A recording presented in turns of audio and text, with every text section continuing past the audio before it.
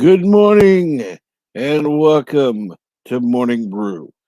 And yes, I do want to show off the work of Gitza Lemons, who is an artist extraordinaire.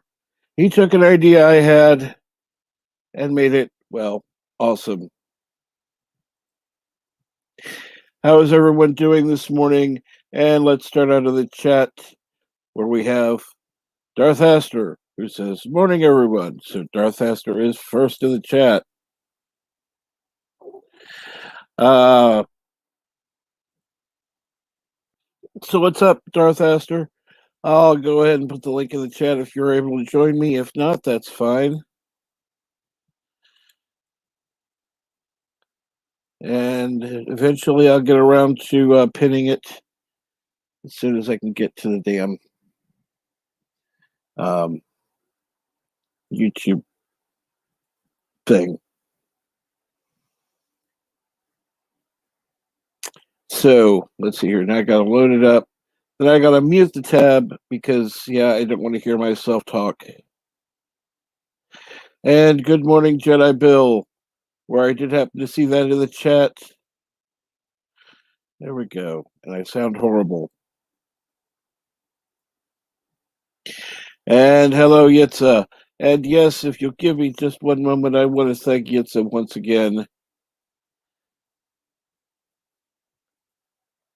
for this amazing work. He took aspects that were already existing, he improved on them, took my ideas and actually make them work. And yeah, much appreciated. Thank you.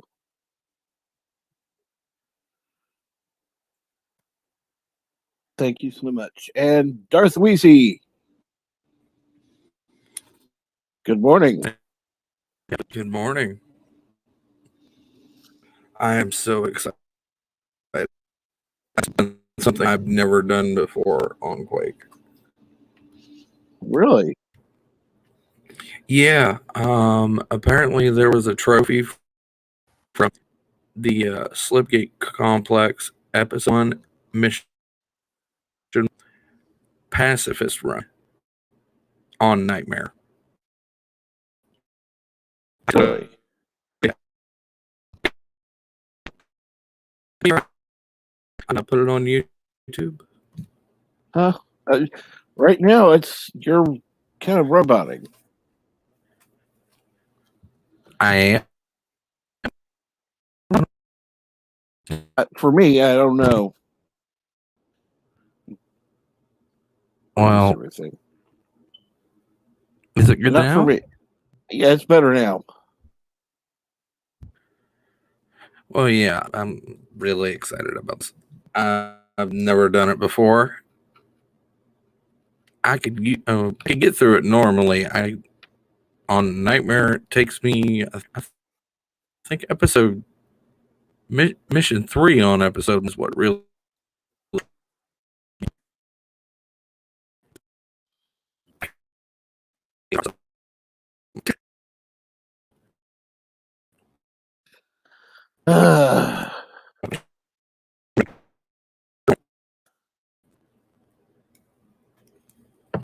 Dang it. How's your morning? Morning's okay. And good morning, Eric Sander. Good morning, again, Jedi Bill. Thank you again, Yitza. Much appreciated. I think, did you hear about Marshall Lucas confirming what everybody's been saying about the Oh, God damn it. Confirming what? all that we've been saying about the Star Wars sequel trilogy all along, and calling? Yeah, there was this. Apparently, they found this on my Twitter. If you want to go take a look at it.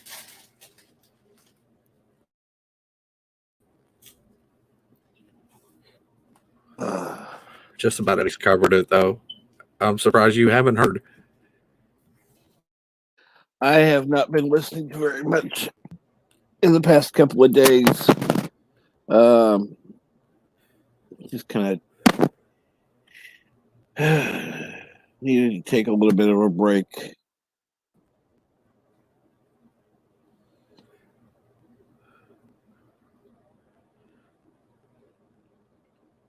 Apparently, it's trending, and I was looking at it.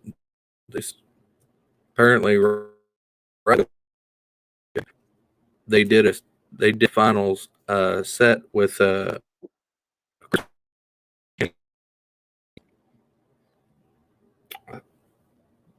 night.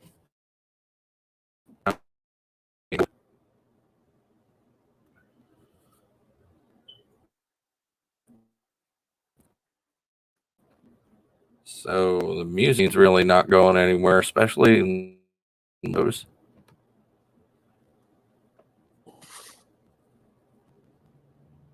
Am I roboting on your end? A little bit, yeah.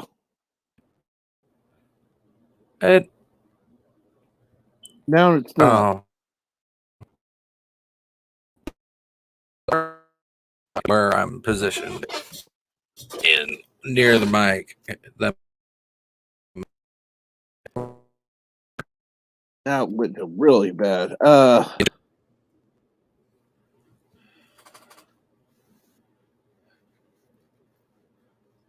if we could get you to wheeze and robot at the same time, that would be funny. Crazy. A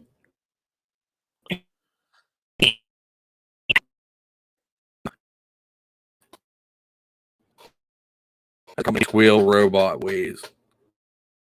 I don't know what. Apparently, my metal screaming.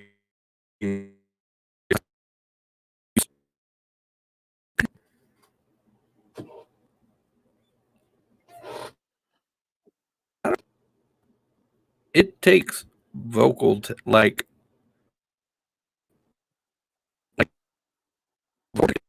do that. I don't know why people say that doesn't. It takes a lot of training.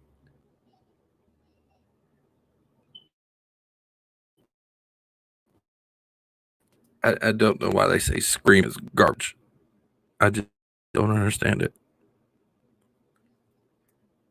Part of it I understand. Part of it is just personal musical taste. Yeah.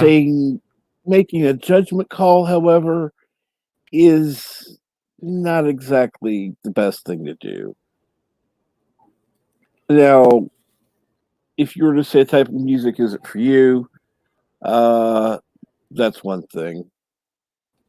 I detest most country music because it just, particularly the whiny stuff. It's like, God.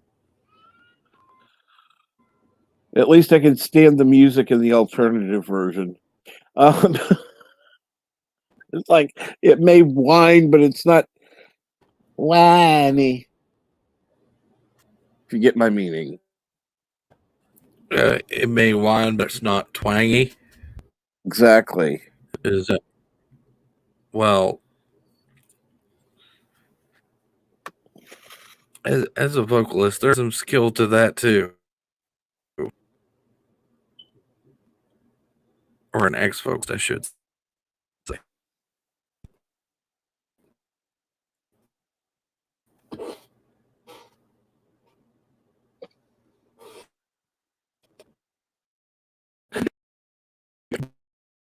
Killing me, man. That last comment. Oh my gosh. Yeah. Yes, it's Darth roboting. No, you're not roboting at all. Sorry. Yeah. Stop downloading tentacle porn when you're on streams. But I'm not. I swears I'm not.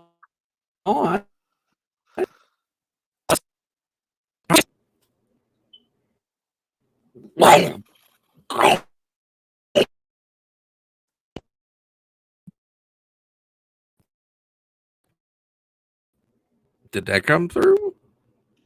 Kind of, yeah.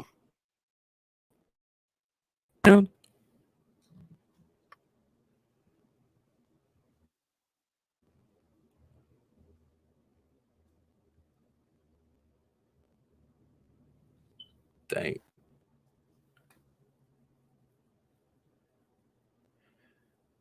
I do actually have the. If you actually want to watch.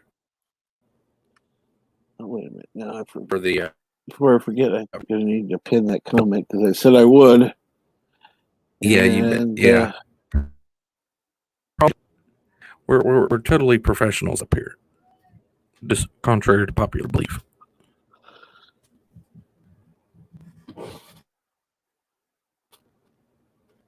Let's see here now.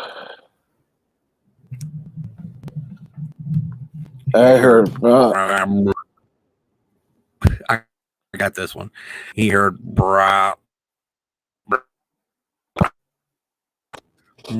basically, yeah. I sound like a Peanuts cartoon. Nice person on the telephone.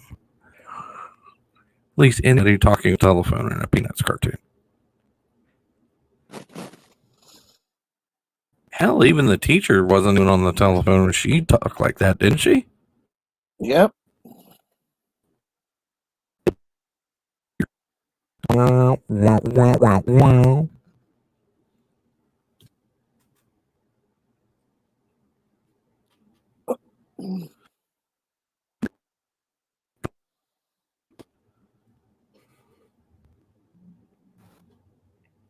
You were wondering. So what's going on, everyone? Kind of having a interesting morning so far. Better show this out. I usually do this before, but I was kind of in the middle of doing a couple other things, and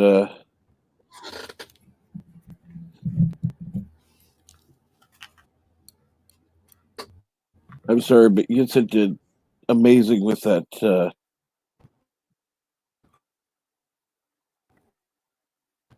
artwork.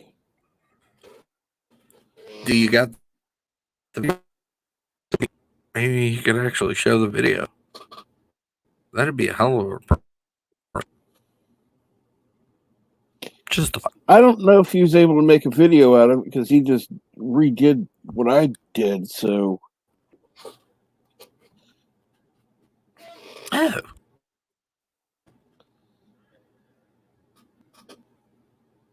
well, you're more than welcome to come on. Yitsa. It might be more understandable then, but Because apparently my cootie.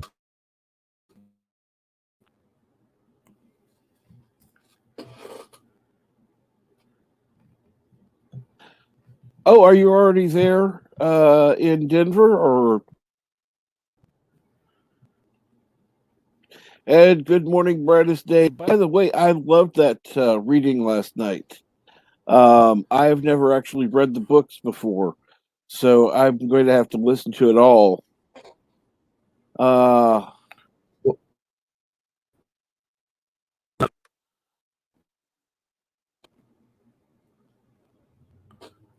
What was the reading of? It was the reading was something. It was an EU book. I don't know. One of the Thrawn series.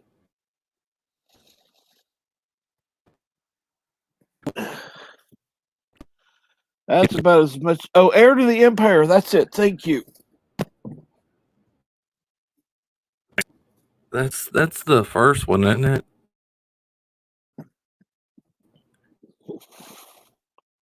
Yeah. I actually have that book. I've never actually gotten to read it. Every time I've started, stuff has happened. I had a seizure, and then it's like, it's harder to read now. Know how that is.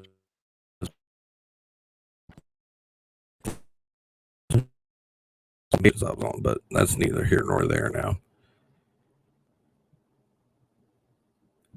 That was a long time ago. A place far, far away.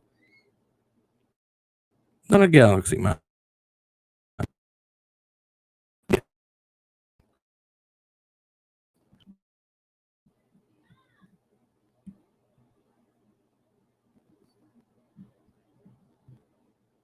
Audio now. Again. Ow. There we go. I've got audio back at least. I got to hear him say ow. Yeah, I know. Darth Weezy's cutting in and out, but right now he's the only option. So either listen to somebody cutting in and out or somebody else get on the panel. Welcome to come up here. Trek would love to have you. I'd love to have you if you were not, roboting so much. Yeah, I always love to have you on. You know that.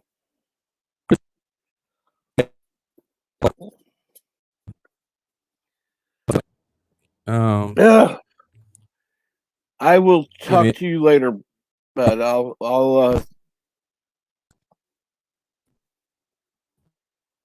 Aberjam. Awesome. There we go. Or whatever the hell it is today. Good morning. Good morning. How are you, sir? How is life in the great state of misery? Things are okay. Oh, yes. They are going to be repaving my street tomorrow. So I'm going to be stuck at home. Oh, such fun. However, they're not just going to be repaving it. They're going to be doing a hack job at it. Well, of course. They've gone around. They've put in a few manhole covers, which they're going to pave over. They're going to pave over them. They always do. Now, normally when you resurface a road, you grate it. Yeah. So that, do they? No. They just made a few holes here and there, and it's going to be a patch job. They're going to actually put down a whole surface over this unbroken, except in a few areas, surface. Well,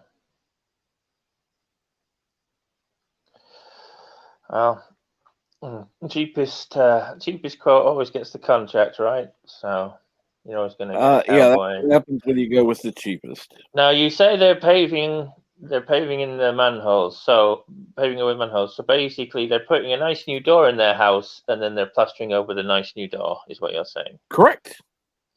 What a bunch of what? Why? A, it's going to cost them in materials to pave over, and B, it's going to cost them to dig it up if they need to access it. So No. Every time they do, they put in a new manhole cover. So eventually, nothing of this street down the middle of the street will actually be anything but fucking manhole covers. Could just be driving over manhole covers. Manhole covers down the middle of the fucking road. Eventually, this thing's gonna cave in because there's nothing supporting it. Right. Whatever. And how long you have to study to be an engineer? And Yitzi says in the chat, it's personhole. Yes, Quite right, Jetsy. We I apologize for that. It's a person hole, All right, let's see if this works. or as I like to call them, asshole. Deji says, there? "What? No." Are you serious? You got to be kidding me. Now Okay, it's better. now it's getting better. Hopefully, Yeah, I switched my. I and it's switched going my. again. It's gone again. Dang it! Yeah, it's not quite as bad as it was earlier, but it's still in and out.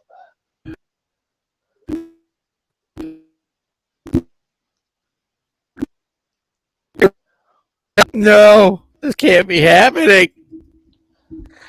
Yeah, that's why the city's doing it, because they're going for the cheapest. It's the city who's actually going to be doing the paving. So, yay! It's going to be a shitty job. I don't know. I don't know why the county usually would go for the cheapest quote or the cheapest contract, because you know for a fact at the end of a fiscal year they're all coming in under budget and then rushing to spend whatever's left in the kitty, and they spend it on the most frivolous stuff so that next year the budget doesn't go down. It just spend the fucking money, dude. You know. Okay, I understand. I understand not taking the highest quote. I get that. Yeah, it doesn't have to be the highest, but don't go for the lowest, because you know you're just going to get shit. Yeah, but see, you're using logic. Yeah, councils are not run by logic. We know this.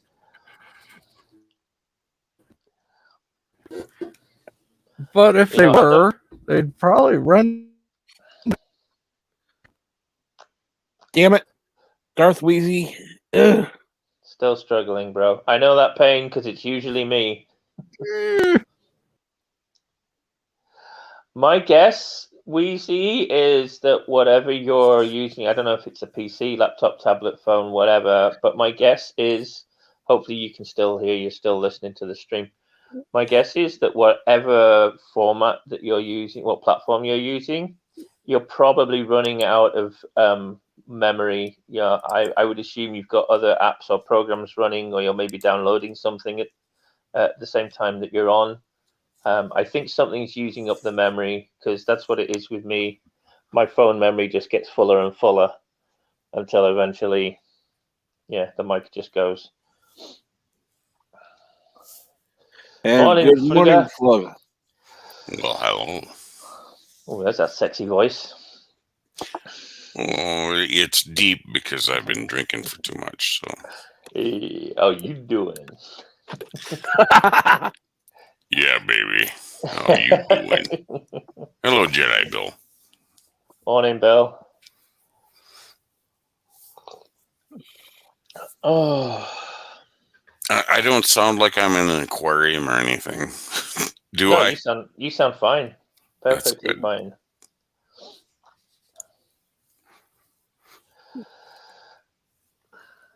My computer has like 4 or 5 different microphones on it, and sometimes it doesn't pick up the one that I want it to have. So, Well, it's the one you got today is very clear. It's very tony or tonal. I don't know what the correct word would be, but yeah, very clear. cool.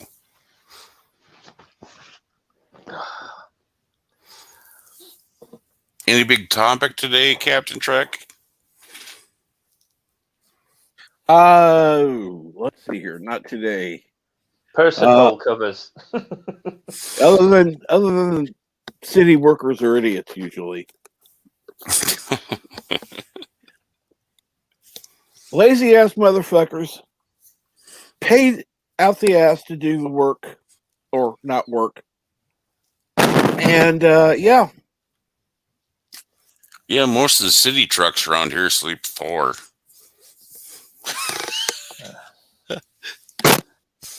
And Arabic's taking off. Take care, Arabic. Have a safe trip, dude. Take care, Later, Arabic. Arabic. Stay safe out there. Damn, be safe. Get a hotel. If you're having to take a 10-hour trip, get a hotel. Just make sure it's not called Bates. This is true. You might want to give that one a miss. Mother, why do you want me to do that, Mother? Especially if it's called Master, you know. Well, I was going around that one. I figured that might be a bit on the nose. Well, I got to be tough on. I got to be hard on Captain Trek once in a while, you know. That's why we're here, to keep him I would straight. appreciate you not going from Master Bates to being Keeping him hard on straight. me.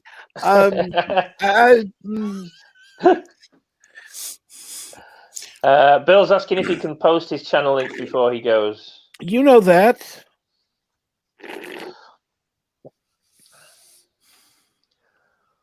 You don't have to ask. Future Man is in the chat. He says, just skip the manhole talk as long as I am eating. My imagination is playing tricks on me. Really poor choice of words. No, we're talking about manhole covers. They've literally put in manhole covers down the street. Every few years, they need to get access under the road. So what do? They put in a new manhole cover. So they dig around, dig out a hole, put in a new manhole cover, and eventually the entire street is going to be lined up with manholes and manhole covers. Just Swiss cheese.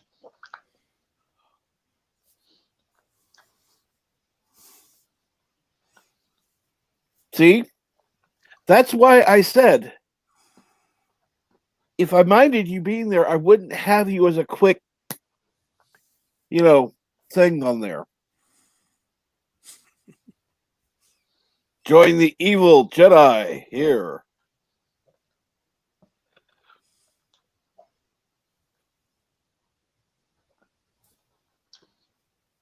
Nope, Jeff's in the chat as well. Morning, Jeff. Yeah, and anybody in here who's not subscribed to Captain Trek, hit the subscribe button and hit the bell so you can have all the joy in the world. And send him a little dough for a cup of coffee. If you want to donate, type !tip in the chat and it'll give you the link. Damn it, you're not supposed to know that. Well, I do. Sorry. Did you not want me to plug? Did you not want me to plug you and get you some money? Well, it's appreciated. I'll put it this way: if I do, the next thing I'm going to get is a new headset, because this one is getting to be a piece of shit. Uh-huh.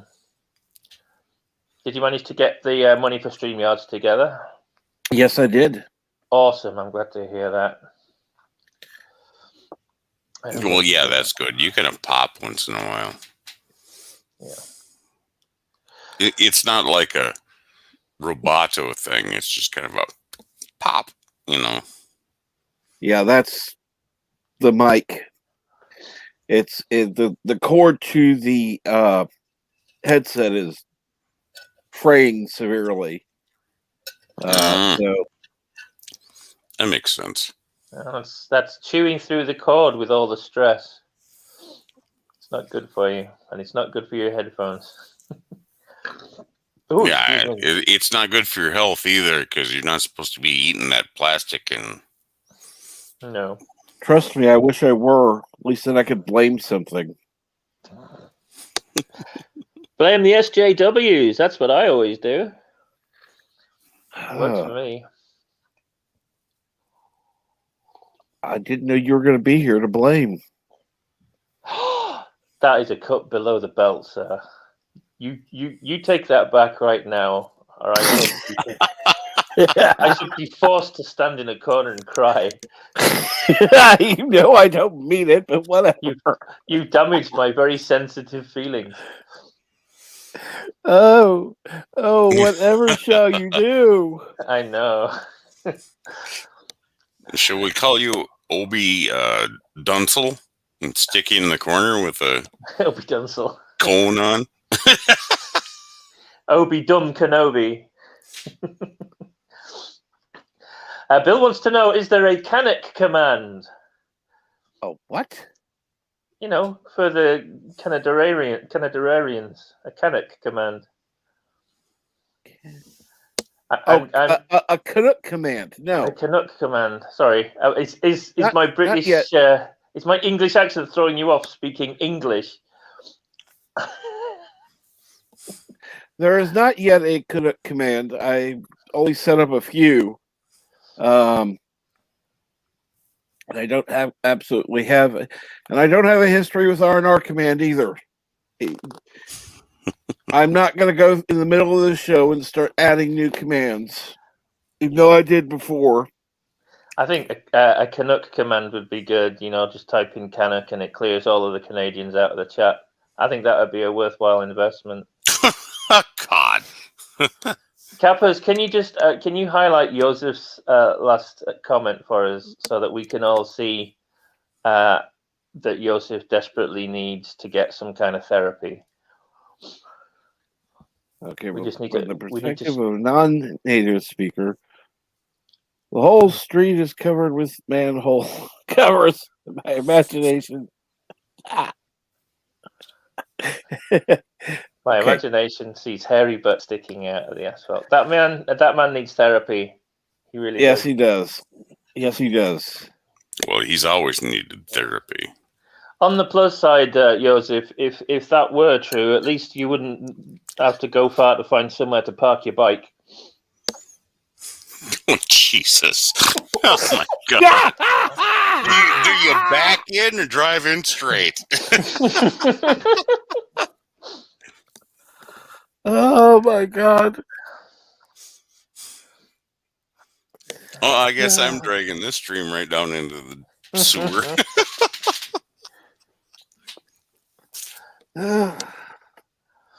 Not really. Trust me. It's been worse. So you're saying it's been a shit show from the beginning? Oh God, that does conjure up some horrible imagery. Oh dear.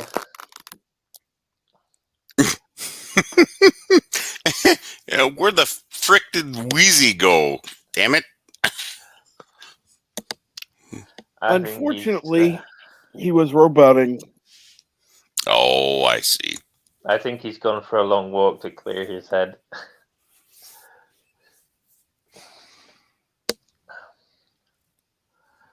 He also says, "Thank you for one another mental scar I will have from this one stream." Well, you started it, brother. That one's entirely on you, so you've only yourself to blame. Bill says, "Okay, I'm out of this live stream. Don't talk badly about when I am not here." All right, Bill. Take care, bro. Yeah, have a good night, Never Bill. do talk badly about anybody who's not here. Well, I do, but only if I've already said it to their face. That's why I'm rude. That's why I'm rude to everyone. Well, there's a rule I live by. I won't be bashing anybody if I wouldn't do it to their face. I prefer not to bash people. Yeah, I mean, I don't bash people just for the sake of it, but like I've said before on the stream, I have the policy that, you know, I don't say anything that I wouldn't say or haven't already said to somebody's face. Yep. Same here. Darth Asta wants to know who was talking about Bill. I don't know if he was being specific, Darth. I think he was just, you know, it was just kind of a little signing out quip. Oh, good morning, V-Star. Hey, good morning, V-Star. By the way, how have you been?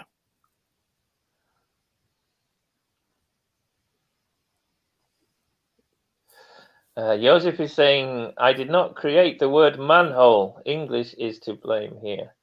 Well, English is to blame for the word manhole, but you're entirely to blame for the way your brain interprets it. Correct. Although I have to admit, manhole is a slightly unfortunate choice for a name. Yes, it is a bad name. I don't know whoever decided it, but it was a dumb decision. It was a poor choice of words. It kind of reminds me of an old joke from when I was a kid. Little Tommy's in his class, and the class teacher is asking the kids what they did over the weekend. And it gets to Tommy, and she says, Tommy, what did you do over the weekend? And Tommy says, well, miss, we got a bunch of firecrackers at the weekend. So we went out to the local pond, and what we would do is we lit the firecrackers and shoved them up frogs' arses. And the teacher looks at him sternly. She says, Tommy, rectum. And he says, rectum, miss, it blew him to shreds. Oh, God. Oh, my God. Oh. I've got a lot of Tommy jokes. Tommy, yeah, I used to know one of those rectum jokes, but I don't think I could tell it anymore because I'm going to have to go back and research it. Tommy was that kid who'd sit in the back corner of class and no one would talk to him because he'd always get him into trouble. But one day Tommy's in class and they're going through their alphabet. And the teacher says, all right, we'll start with A. Who can give me a word beginning with A? And no one put their hands up for a second. And then Tommy puts his hand up. And the teacher says, yes, Tommy, what's a word beginning with A? And Tommy says, arseholes, miss. And the teacher says, Tommy, that's not very appropriate. So let's try B. Anyone in the class can give me a word beginning with B? And no one's putting their hand up. She says, come on, one of you must know a word. Tommy puts his hand up again, and a little reluctantly, teacher says, okay, Tommy, let's try this again. What word can you give me that begins with B? Tommy says, bastards, miss. She says, no, Tommy, you can't, that's rude. You can't say words like that. Oh, sorry, miss. It's just, it's the way we talk at home. Well, perhaps we need to have a word with your parents because that's not appropriate for school. Sorry, miss. She says, right, let's move on swiftly. Anyone give me a word beginning with C? Tommy's hand goes straight up and he's like, ooh, ooh, ooh, ooh, ooh. Oh, God. And she knows what's coming, and she won't give in. And eventually, someone else puts their hands up. Angela, yes, word beginning with C. Charlie, miss. Oh, that's a great word. That's good. We've got a Charlie in the class. Well done. And so they go through the whole alphabet, and the kids start, chirping up. And Tommy doesn't get a look in, thankfully. And eventually, they get all the way to Z. And she says, right. This is the last letter alphabet. Can anyone give me a word beginning with the letter Z? And no one's putting their hand up. And she's waiting. Feels like a lifetime. And eventually Tommy kind of slowly puts his hand up. And she's a little reticent, but she thinks, well, he's been good all the way since letter B. Maybe we'll be all right.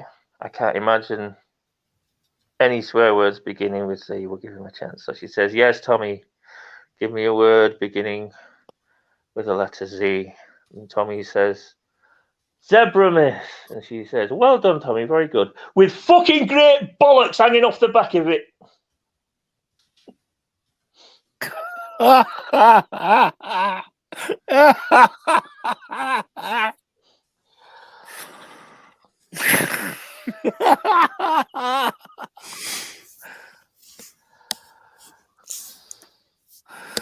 Oh, dear God. Yes, Tommy was a naughty boy.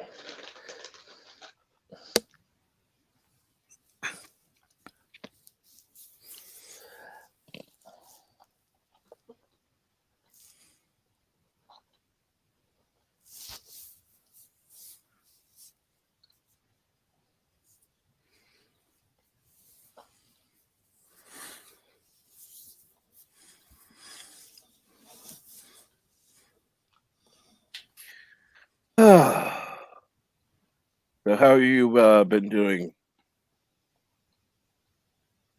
Me, Yes, you. I've been all right. It's been a pretty restful week. I've had no major issues with the stomach, which is always a good thing. Absolutely. I've run out of food and I was meaning to go to Walmart today, but as soon as I got out of bed, I thought, oh, I'll have a quick session on the old Xbox, play a little Daisy, and of course, there's no such thing as a quick session on the Xbox, is there? So, Not really. no. So I played that for a few hours, and then you came on, and I thought, oh, I've not been on with Kappas for a while. I nearly jumped on yesterday, but it seemed like everybody was scratchy yesterday. So I figured, well, if everyone else is roboting, there's no chance that I'm not going to be roboting. So I gave it a pass yesterday. But I was having an issue yesterday. It was just my mic would keep changing. It's like what?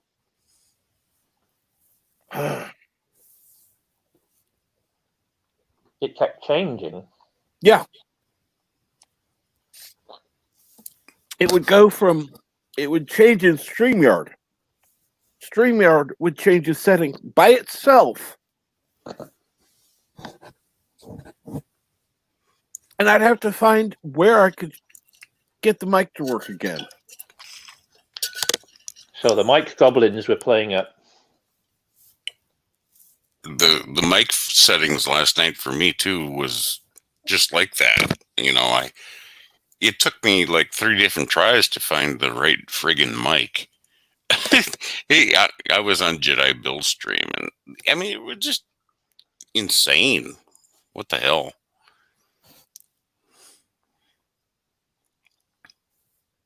Oh, apparently it's Stephen King's birthday. He's 74 Stephen today. King. Oh wow. I think so. I think Stephen King's a little overrated. He's not a bad writer or anything, but he's a very hit and miss. He seems to have True. He seems to have four or five duds for every great novel that he writes. He's a bit scattershot. Considering the writers of today, they would be good to write as well as his bad books. I think you're misunderstanding the proper use of the term writer there, Captain. I would say more accurate would be regurgitator. Yes, I would agree. These modern creatives, yes, they call themselves writers, but all they do is just regurgitate crap. And while I have a second, if you're watching this on the replay, please post a message. Give a little comment. Say good morning. Say your mic sucks. Say whatever the heck comes to mind, because it helps the algorithm. It also lets me know that somebody's actually watching on the replay, even though the what do you call it? What are those things called? The thing that you look at for information on a stream. Whatever. Anyhow. Good morning, Birdo Prey 5. Kapla Bird. And Joseph is trying to catch me out here. He says, if you're an alien, Abajam, how come you sound like you're from the north? Well, my reply to that is, sorry, it was Jeff. My reply to that is, even space has a north. Nerd points to anyone who gets that reference.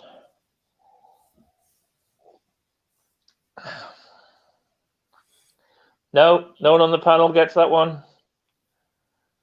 No. Doctor Who. No. Doctor Who. Christopher Eccleston. You know damn well I'm not a Doctor Who fan. Well, how can you call yourself a nerd? I mean, Doctor Who is the granddaddy of TV sci-fi. Now, there was one Doctor Who I liked, and I can't remember what the fuck it is. I wish old media guy was here because he knows. It's a black and white one. there were robots in it. There was a box that they all went into. That's every classic Doctor Who episode so far. But Robots it wasn't. and a box to go in. It wasn't the fucking TARDIS. It was another box. It was like a transportation box that they went into, but it wasn't the fucking TARDIS. All right, Jeff. Yes, lots of planets have a north, not space. Fine, but you knew I knew what you were getting at. Sorry, Kappas, for interrupting there. And good morning, Dave G. Sound. Yes, good morning, Dave G. Sound. Okay, perhaps the box wouldn't be the most accurate. Time and relative dimension in space. It's the TARDIS. That box is in every episode, dude.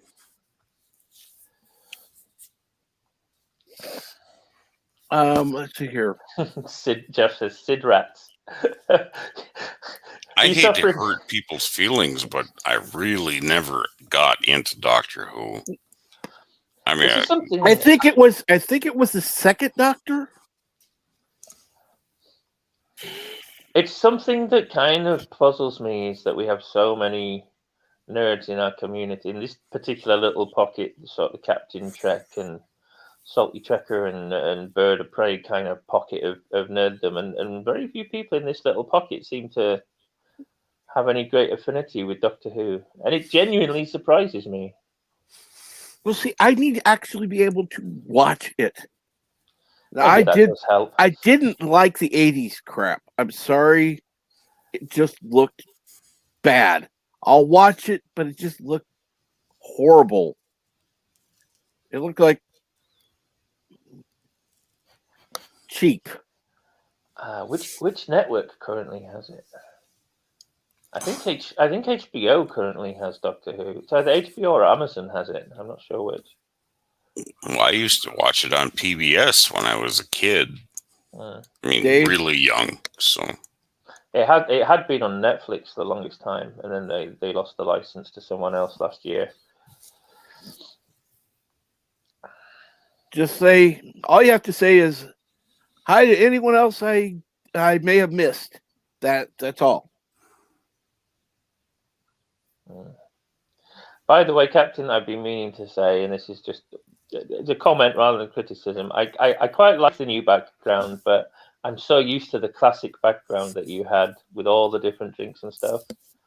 I really like that old one. What old one? The original background that you had for the Morning Brew, and it had all the like tea, coffee, soda, all kinds of stuff on it.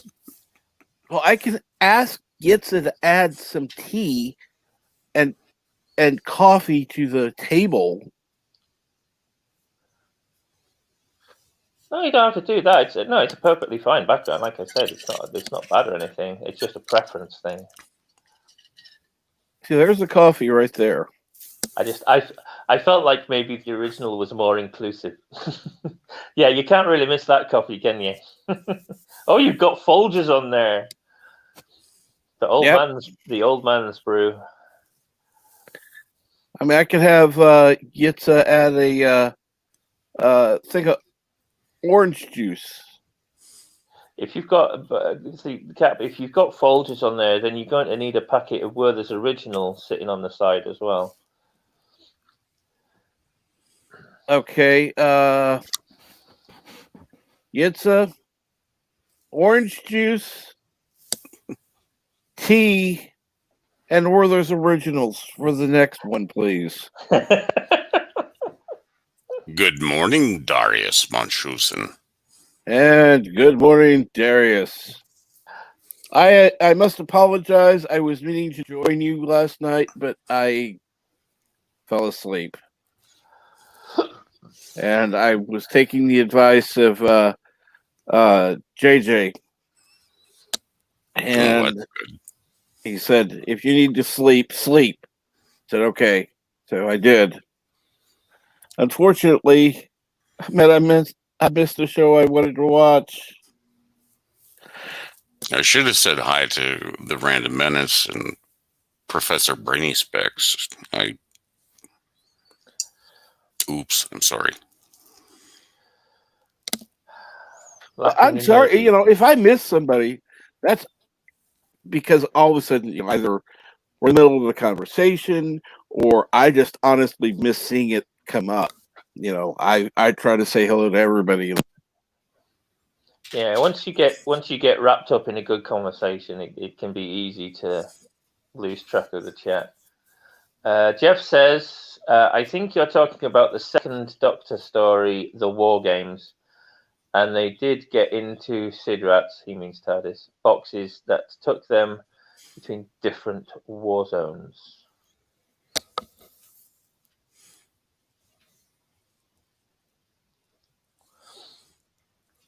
So yeah, he thinks you probably saw the War Games. I'm not sure. I don't know what Doctor that was though. That's gonna test me. If it was black and white, it was It was either Will Hartnell or second Doctor's name always goes out. I always skip from Hartnell to Pertwee. There's a Doctor between him, and I know his face like the back of my hand, and I can't think what his freaking name is. Always a blind spot. Patrick Troughton. Thank you, Jeff. Patrick Troughton. So it was a Patrick Troughton episode, more than likely.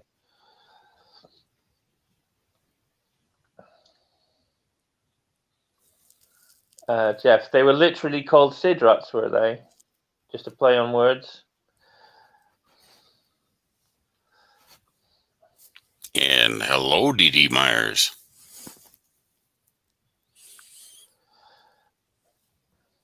D.D., my favorite boob. How goes it?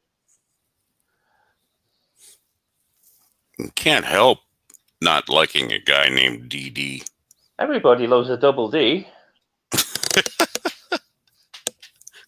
My favorite boob.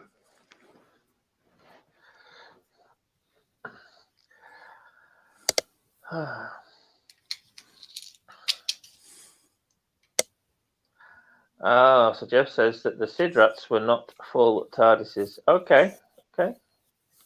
I'm with you.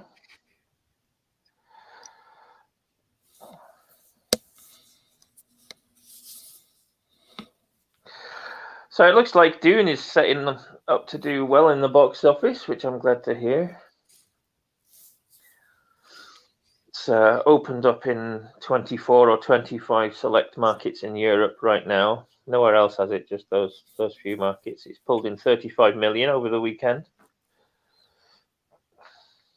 which, considering they're all tightly regulated markets as far as travel and whatnot is concerned. So I'll be interested to see how it breaks out when it hits the main markets on October 22nd.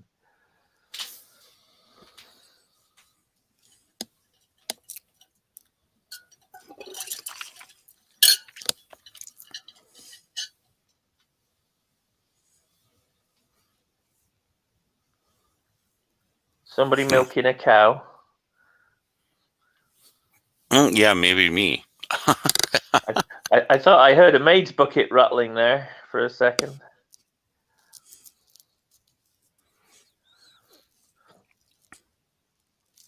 I saw a maid milk a bull. What a silly maid. I saw a maid milk a bull, and every tug a bucket full. I saw a maid milk a bull. What a silly maid. I'm glad that you're not here because we would go to the bar and just sing all goddamn night. Oh, and Jeff, was it Jeff? I gotta look in this chat a little more here.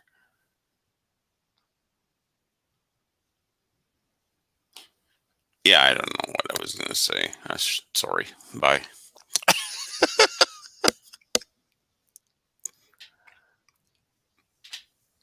Joseph has a headache. He says he needs his headache to go away. Well, if the painkillers aren't working, Joseph, one thing you can try is take your thumb and put it into the soft palate of your mouth, like just behind your top row of teeth, and just push firmly on that for a little while. Sometimes that can help with a headache.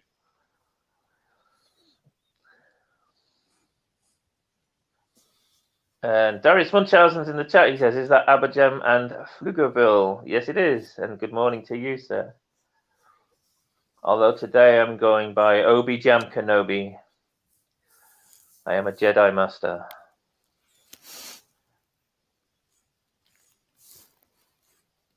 Well, I think Darius Munchausen likes it when you pronounce his name correctly. Jeff, if you were on a live stream, then yes, that would be a good ruse, but nobody's looking at you now. Just try it. If there's no one around, just try it, dude. It might help. It might not. I've tried it before. Sometimes it helps, sometimes it doesn't, but it might help. You know, the other thing is between your thumb and your forefinger, you kind of massage it, but really kind of hard, and it breaks up all the toxins that are, because that's a place where they, the toxins build up, and they get released through your body, and it'll take your headache away. I've heard that one for toothache, but not headache. Oh, sure.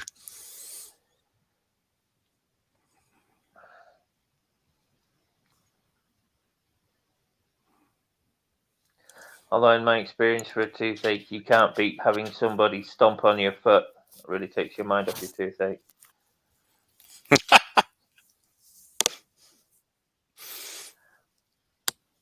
Yeah, I don't doubt that.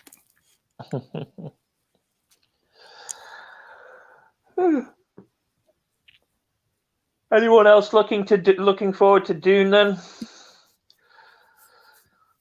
Well, if they're doing it right.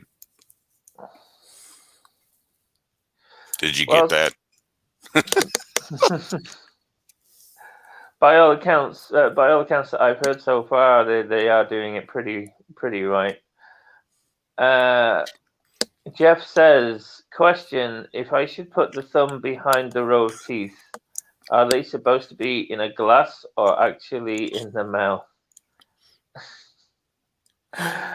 Well, if you keep your teeth in a glass, then put your thumb where they would normally be.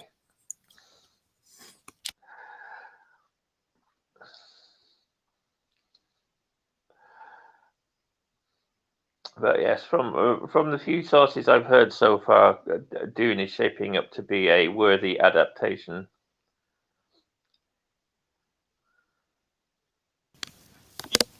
Oh God, I got the hiccups like a son of a bitch. No, Jeff, I agree. Jeff, yeah, sorry, I just go just Jeff.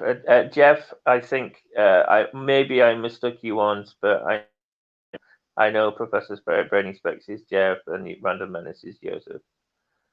I might have mixed you at once. My brain is not at 100%, dude. Sorry, Flugger, you were saying.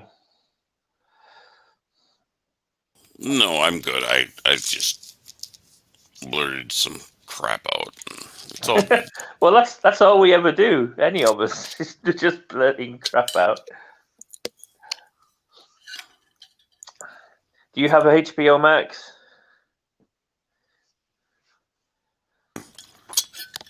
Yeah, no. No. No HBO Max here. Actually, I don't actually subscribe to anything. Well, no, I shouldn't say that. I have Amazon Prime. Amazon Prime. I hear it's pretty decent, Amazon Prime. I haven't seen season 2 yet of For All Mankind, but I watched season 1 and I enjoyed it. It wasn't. They kind of sold it a little bit as a.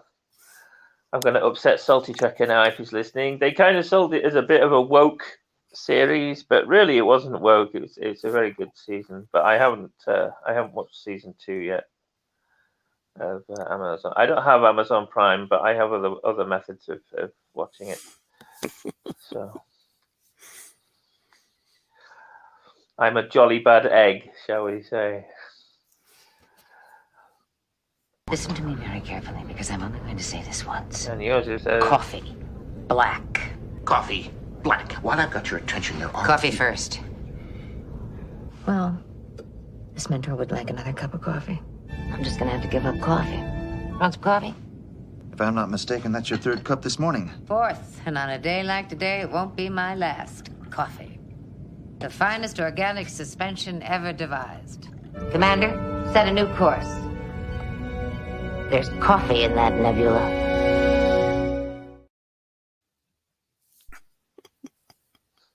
Yay, coffee. And Bird says season 2 of For All Mankind was more woke than season 1, but still worth watching. Well, Bird, I kind of had my suspicions, because that's the general trend at the moment, is when a new series comes out, the first season is usually reasonably level-headed, just to kind of rope everybody in, and then season 2 they just crank up the woke so that they can start preaching at you. So yeah, I do fully intend to watch season 2. I've just been occupied with other things recently. I'm trying to get through What If, but it's a bit of a struggle. It's a very up and down kind of experience watching What If. Some good episodes, some terrible episodes, and some boring. Like the last episode, I fell asleep halfway through. There was nothing that was particularly bad. It just wasn't engaging. Well, if the story doesn't engage you, well, they can screw off. It doesn't matter how much woke they do. I mean, look at the Golden Girls. I can watch that all the time. Yeah, Golden Girls is great. Jeff says Lost in Space was the opposite. Season 1 was very woke, and season 2 toned it down. Well, I would agree that season 2 they toned down the wokeness a bit, but I didn't feel that season 1 was excessively woke. I mean, it was, it was a little bit. I can't think of an appropriate word, but it was a little bit of a little bit hard to chew on, just getting used to the gender swaps for the sake of gender swaps. But I didn't feel like that they were strongly pushing any kind of pro-woman agenda. I think they just kind of, they put what's Mrs. Robinson's name? I've forgotten her name. But they put her a little bit more in the forefront than she had been in the original series. But, I felt like season 1 was okay. I mean, with every modern Hollywood production, you're going to get a little bit of wokeism. But comparatively speaking, I felt season 1 of Lost in Space was one of the better ones for not being too agenda pushy. But yeah, I agree. Season 2, they definitely pulled it. Whatever wokeness was there, they definitely pulled that back some more.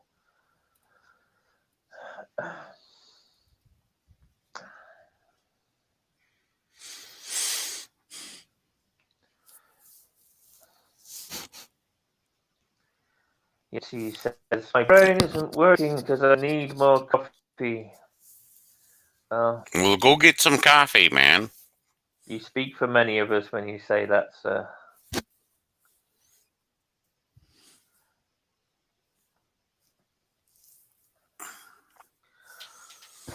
So is there anything in the offering on the entertainment world that you're looking forward to, Bugger?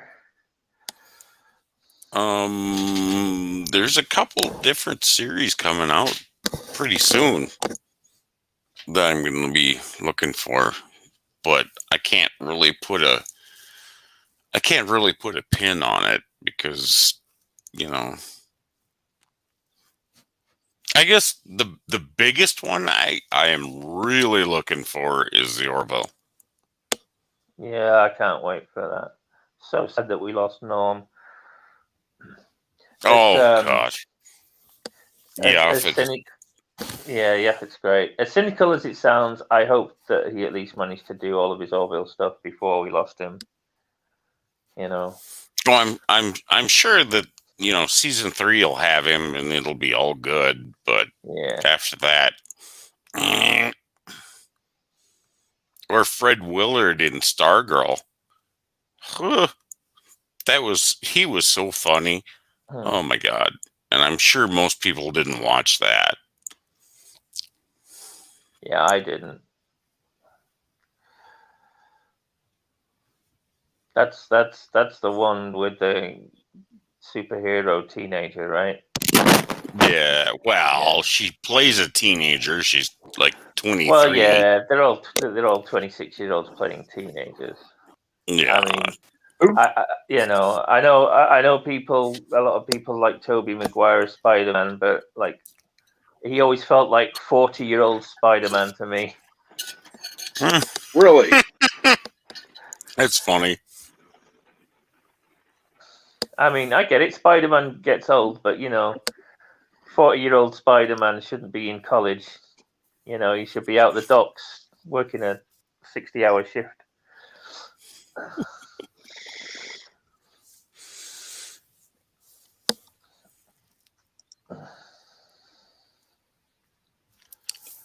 And yes, we all kind of mourn Norm MacDonald. Norm MacDonald.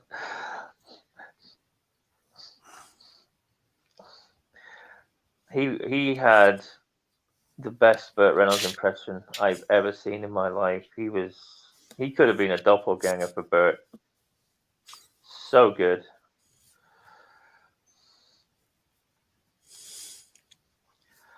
Turd Ferguson. I wonder,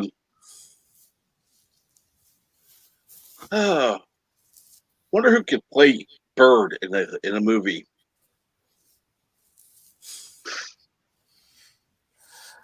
I don't think we could find anyone ugly enough to play Bird in a movie. My goodness. I have seen Bird play someone in a movie. He was Baron Harkonnen in that 1984 Dune film, right? That was Bird.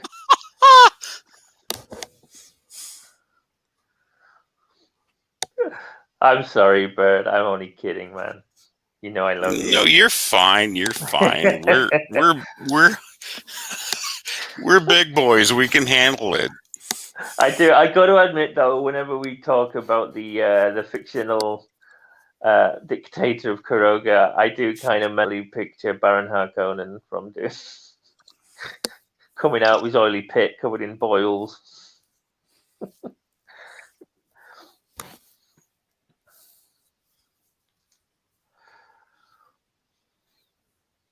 That whole thing with the heart plug in that movie, though, that just,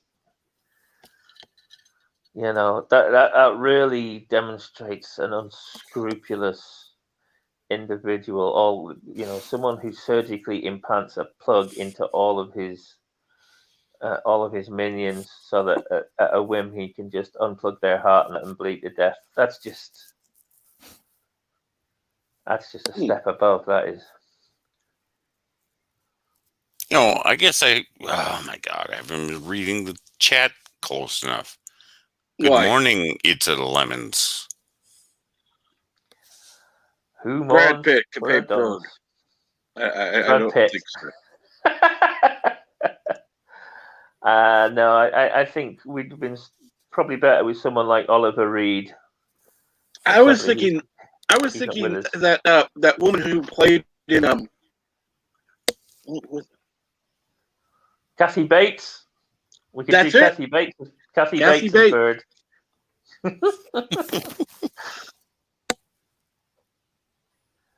What do you think, Bird? What actor would you have to play you in a movie? It's pretty bad. All I had to say was that woman, and Aberjam knew exactly who I was talking about. I know, right? She's just the first one that comes to mind. Darius suggests Jason Alexander. I feel like I've heard that name, but I don't know who that is. He's on what's that stupid Seinfeld. I never watched Seinfeld. You didn't miss anything. That's true.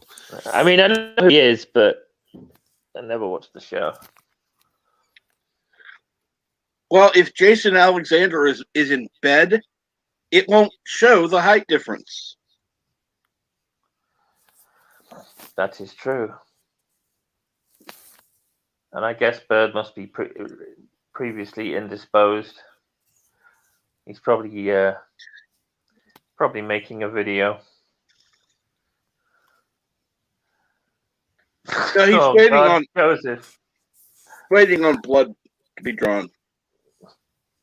Joseph says Sonequa Martin Green. No.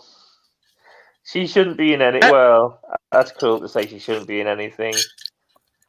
But, you're right. He was on Think Tank. You're right. I knew he was in Star Trek, but I couldn't think which episode. Sadly, that still doesn't give me anything to go on. I'm terrible with episode names. Now, that would be a good question for like a guest question on a question of Trek. Who was Jason Alexander in an episode of Voyager?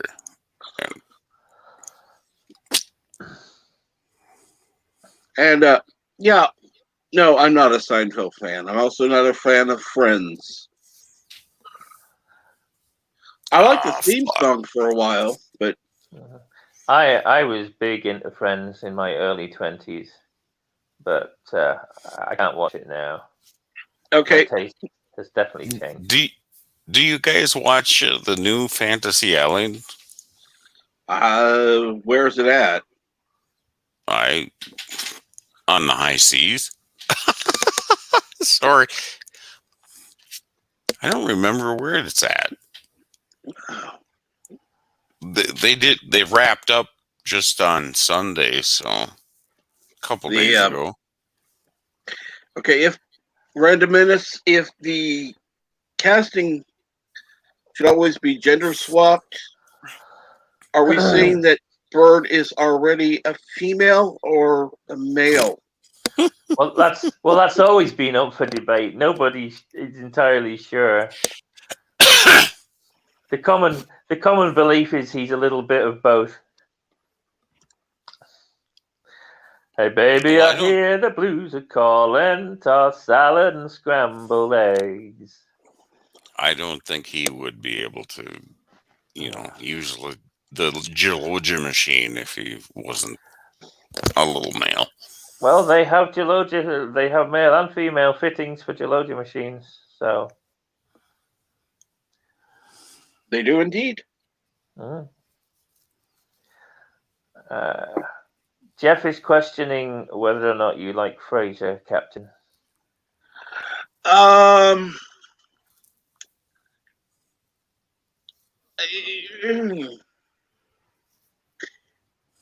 I liked Frasier better than some, but it wasn't my go-to show.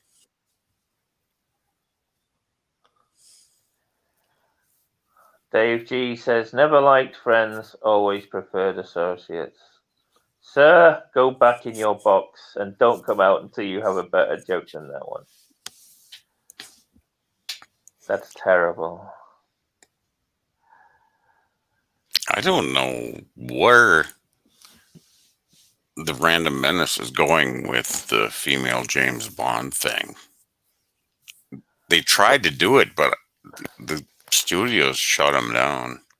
Well, they're kind of testing the waters with this new one, aren't they? It's interesting to see that the original sort of reveal trailer was pretty much 50% female black Bond standing, and then on this latest kind of release trailer, practically no sign of her at all. I think they've kind of listened to the rumblings of the nerds and the general kind of chatter in the ether and decided, okay, we need to dial this back a bit or no one's going to come see the movie.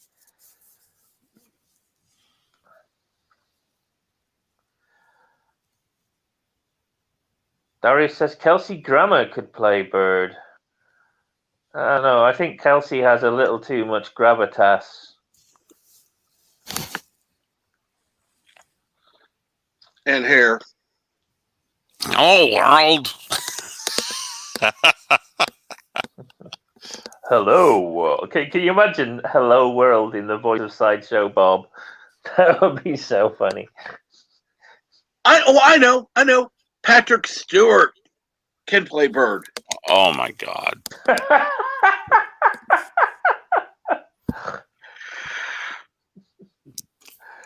Well,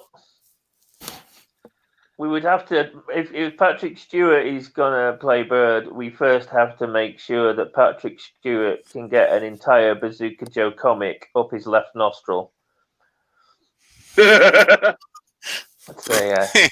Jeff says no to Patrick Stewart. I agree with Jeff. Patrick Stewart can go screw himself. He'd enjoy that too much. Yeah, he probably would. Dee Myers says, new Bond won't be the same. Based on the original trailer, Dee, I would tend to agree with you. Who's the new Bond?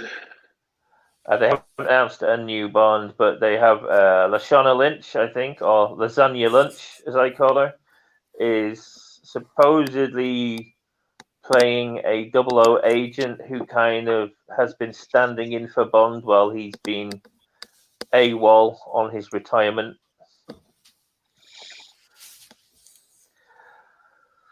I'm sorry. There are certain things I don't care. I did not give a shit about Starbuck and Apollo being swapped. Don't care. Big deal. I thought she was great. First season, she took a while to find her feet, but after the first season, she was great. As soon as they dropped the cigar thing, it was fine. Because when she was trying to act like what's his face, that was just stupid. Yeah, she was just emulating. Oh, geez, the actor that played Face Man. My brain is just not doing well with names today. I know. But while she was trying to basically emulate the original Starbuck, it wasn't landing so well. But I think they kind of both she and the producers kind of cottoned on after a short while that they need to just kind of forge her into her own Starbuck. And once they got that done, once they did that, she definitely shone. She was a great Starbuck. Dirk Benedict, thank you. Thank you. Well, all they had to do, they dropped the cigar and they dropped the call sign. And that was her. It was it. Yeah. Well, I mean, they didn't entirely drop the call sign, but they definitely. But I mean, it wasn't constant because if you recall in the original Battlestar Galactica, every time they called somebody, it was Starbuck. Yeah. Okay, like it was his actual name. Yes. And then when they were it's one thing if they're in the fighters or if they're going to the fighters, Starbuck. Go. But if they're in a social situation, you wouldn't call her Starbuck.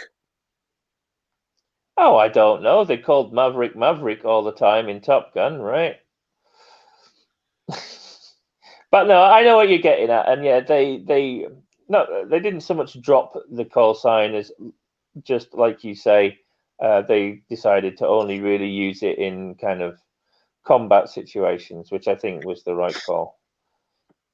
But I've often wondered, with her being Cara Thrace, her initials are KT, right? And I often wonder, was that a deliberate nod to KT, as in Katie Sackhoff? I've often wondered if that was a deliberate choice or just a happy accident.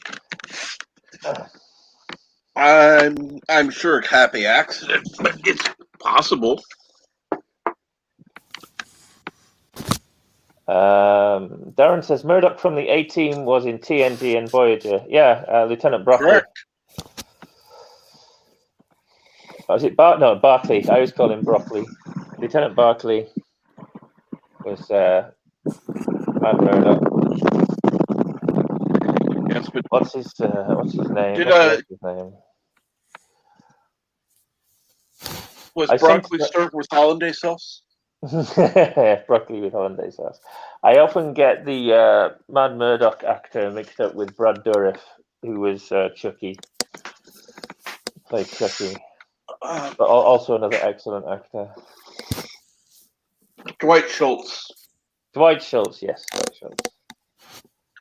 I'm just standing here pouring a cup of coffee and wasn't even looking at the chat or thinking. It was just all of a sudden Dwight Schultz popped in my head. So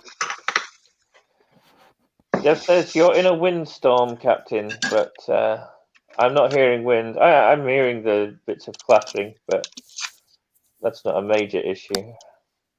I'm not hearing wind.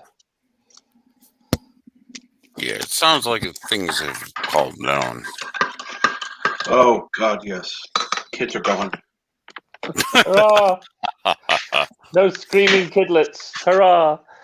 Yes, Are they at school? yes, they're at school today. Cool. That's great. Yes, it's Yes. great. Because Jeff says you were in a windstorm. Okay, well, I guess I wasn't. Guess I wasn't picking up on that.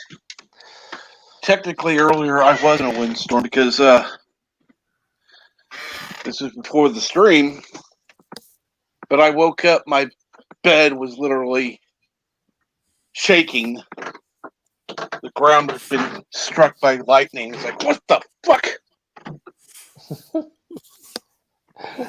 Dave G's got a great idea. He says, I think Apollo's coffee should open up across from every Starbucks. I like that, dude. That's a great idea. I do. You get that idea going. Jeff says he came up with a commercial for Apollo's coffee one time. I'd like to see that.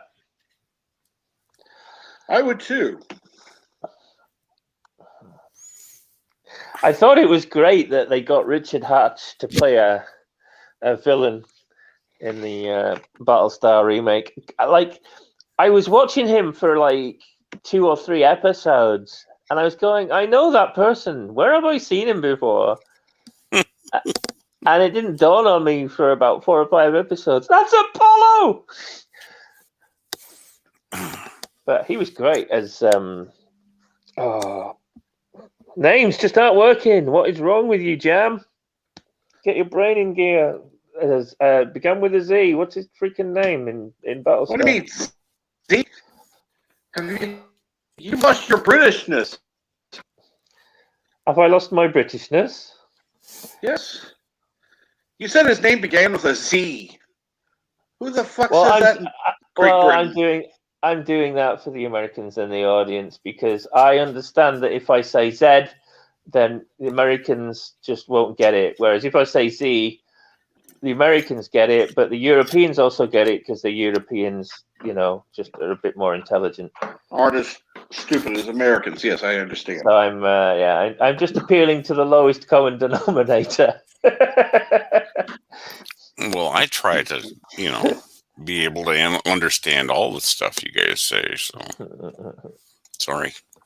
Oops. There's a reason it's called English. Well, you are correct. Yeah, and you have to remember, we speak American.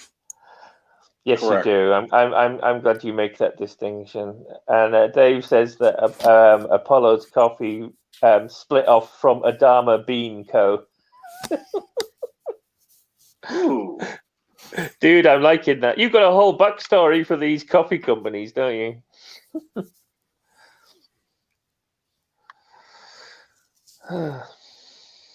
Battlestar Galactic Coffee.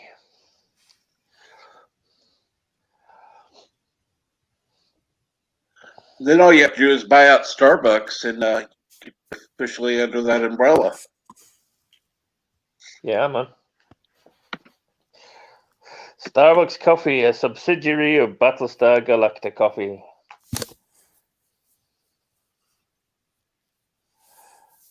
Khan the Undying in Prelude to Axnar, Richard Hatch. Oh. What was his character's name in Battlestar Galactica? It's doing my nut in. I'm 99% certain that his name began with a Z, and I can't for the life of me think what it was.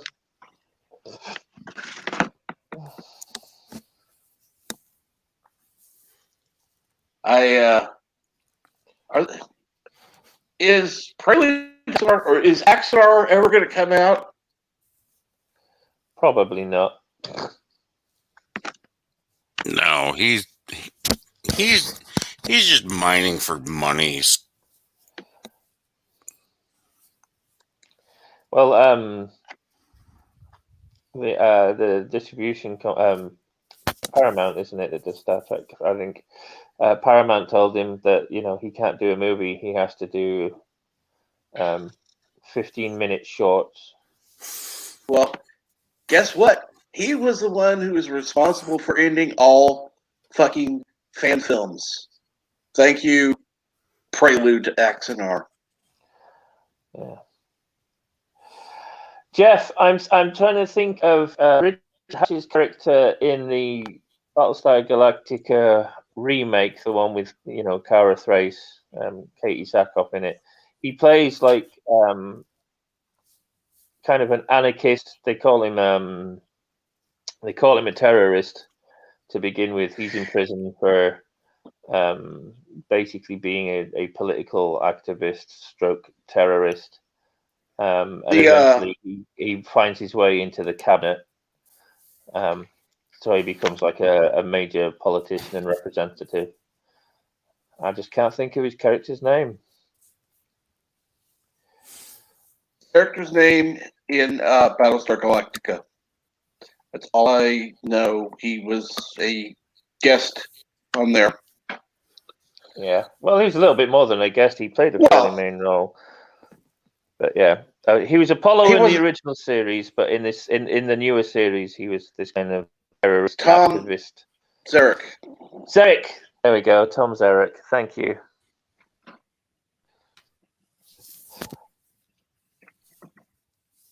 I knew it was a Z.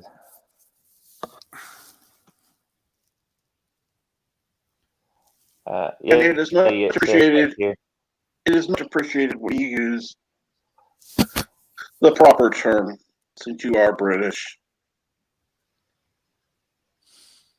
What proper term? Zed instead of Ziggy. Zed, yes, thank you. Thank you for honouring your mother tongue. It's about time you did. Now, I'm sorry. You all still need to learn what the fuck a ladybug is. Ladybird. No, Ladybird was the nickname of a president's wife, Lyndon B. Johnson. That was his wife, Lady Bird Johnson. Yes, she was named after the ladybird. I will give you guys credit for that one, though. Ladybug does make more sense. Because it's not a fucking bird. Doesn't look like a bird. Exactly. Good morning, Green Robert. Nice to see you, sir. Absolutely. Always nice to see you. Actually, it's nice to see everyone this morning. No, it was funny because yesterday, when I was having my problems, I was I had probably one of the largest numbers in chat, and all of a sudden it's like, fuck, what do I do? So I'm telling people backstage, wrap it up, and then I'm typing in chat everything I would normally say at the end, and I had like 18 people in chat at that point. It's like, really? Of all days? That's funny. I mean, I have 14 now.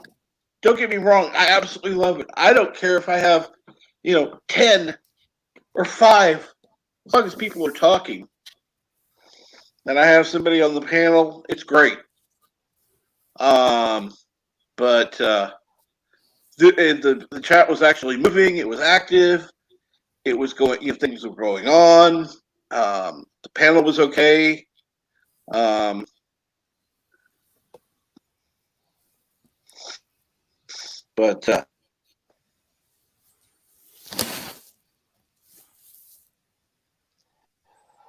Joseph says, ladybird, not a lady, not a bird. Same with pineapple and eggplant. English is weird. Well, eggplant isn't English, that's American. We call them aubergines. And we're taking a chance now, adding Bird of Prey 5. Oh, no. Hello, world. It's Bird of Prey 5. Kapla. Who invited him? Yeah. I just had my blood test, and good news, I'm not a changeling. I could hear the sigh from Mama Fred because she knew it was coming. She knew it was coming. We were watching DS9 all morning. Oh, Lord. I have to say hi to Greenobert and Eats of Lemons.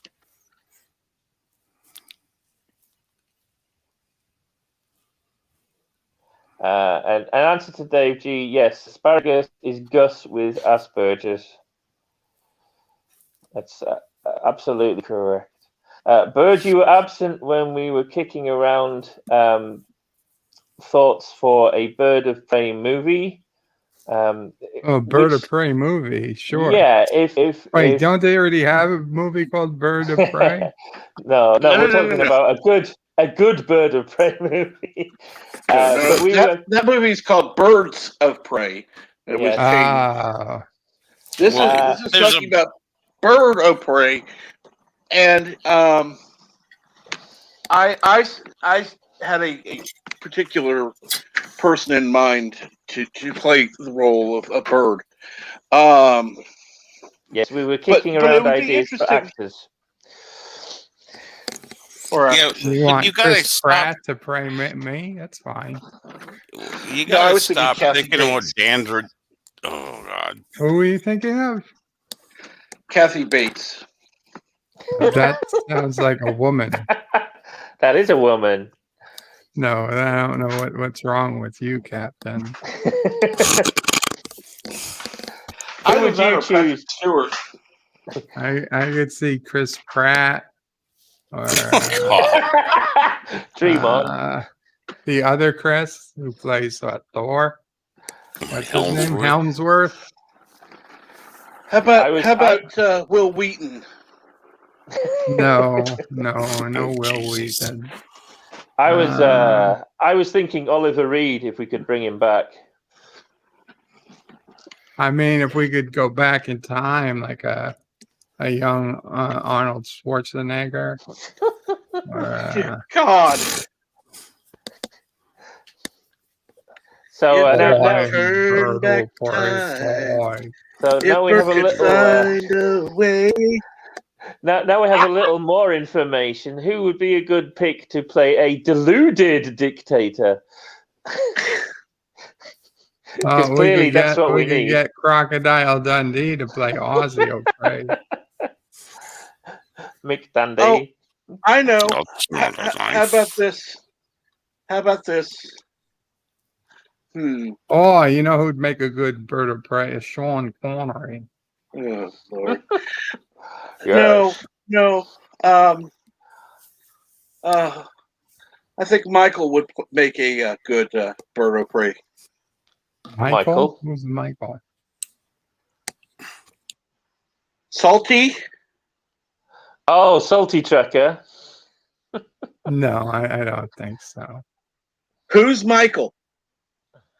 Really? You Bird? say Michael like I'm supposed to know who the hell you mean Michael of all the people in show business. Yes, there are plenty of Michaels. For some reason, I mean it Salty Tracker.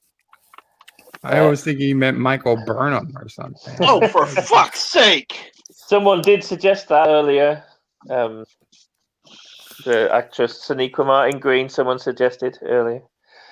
Dave G says perhaps Caitlyn Jenner, athletic and a man.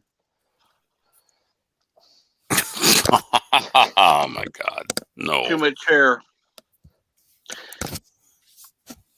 or too little hair, depending on what you're talking about.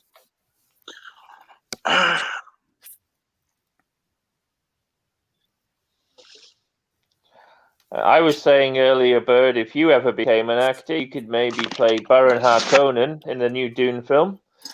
I mean, if they needed to do a race swap or something, I'd be okay with. Leslie Jones as Bird of Prey 5.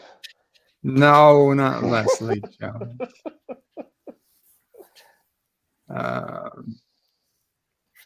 That would be a gender swap and a race swap. The power of just a Bird race compels you. The power of Bird compels you. You know, Chadwick Boseman was still around. He could play me, or who plays what's his face? Wesley Snipes. He could play me. Wesley Crusher, yeah, that would be a good idea. No, We could have Wesley Crusher play you. We've got Michael Palin suggested in the chat and sent Michael. I'm not sure if we should have a set playing Bird of Prey 5. That might be a stretch. Oh, well, what about what's his face? I can't think of his name. Played Jake Sisko. Oh yeah, your blackness has just caught on now. I had a name on the tip of my tongue. Dang it! Names are just escaping me today. Totally.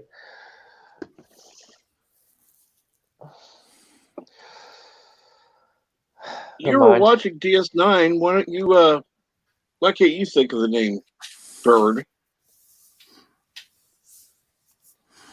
what name? The actor that plays Cisco.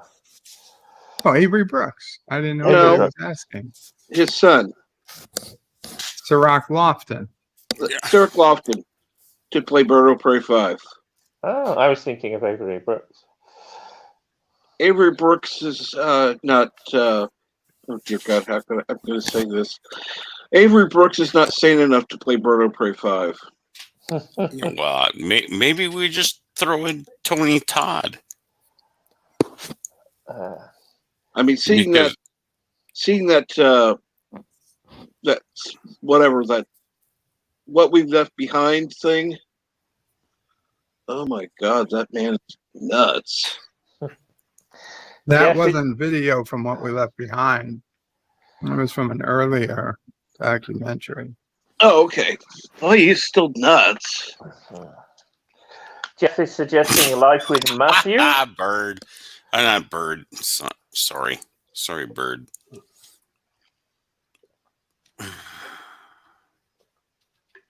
What about Life with Matthew to play Bird? I think Matthew's too nice to play. Michael Dorn could do it. Michael Dorn. Actually, I like that. Michael Dorn to play Bird of Prey 5. Life with Matthew? No, too nice. Yeah, I want to hear Life with Matthew say, "Son of a bitch." Yeah. You'd never get that from Life with Matthew. It would be, "Oh, son of a gun."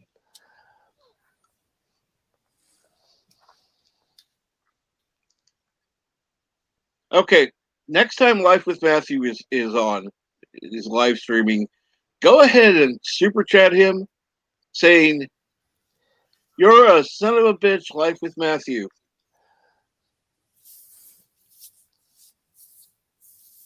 Probably wouldn't go through. No. Jeff says, I think it would be hysterical to hear Life with Matthew say son of a bitch. It would.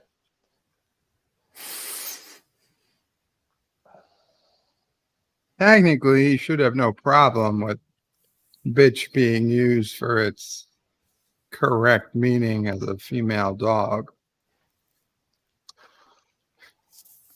This is true. Like, technically, Auntie is a son of a bitch. Well, technically, Auntie's a bitch. Oh, that's right. Auntie's a girl. I forgot.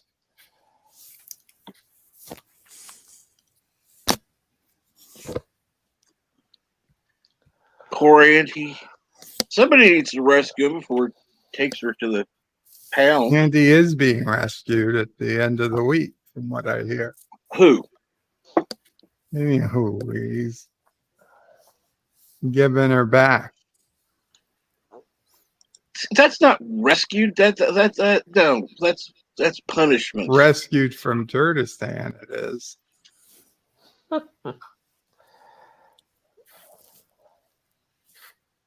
I'm sorry, nobody's gonna adopt an old dog like that. Somebody will adopt Auntie. Somebody can adopt Salty?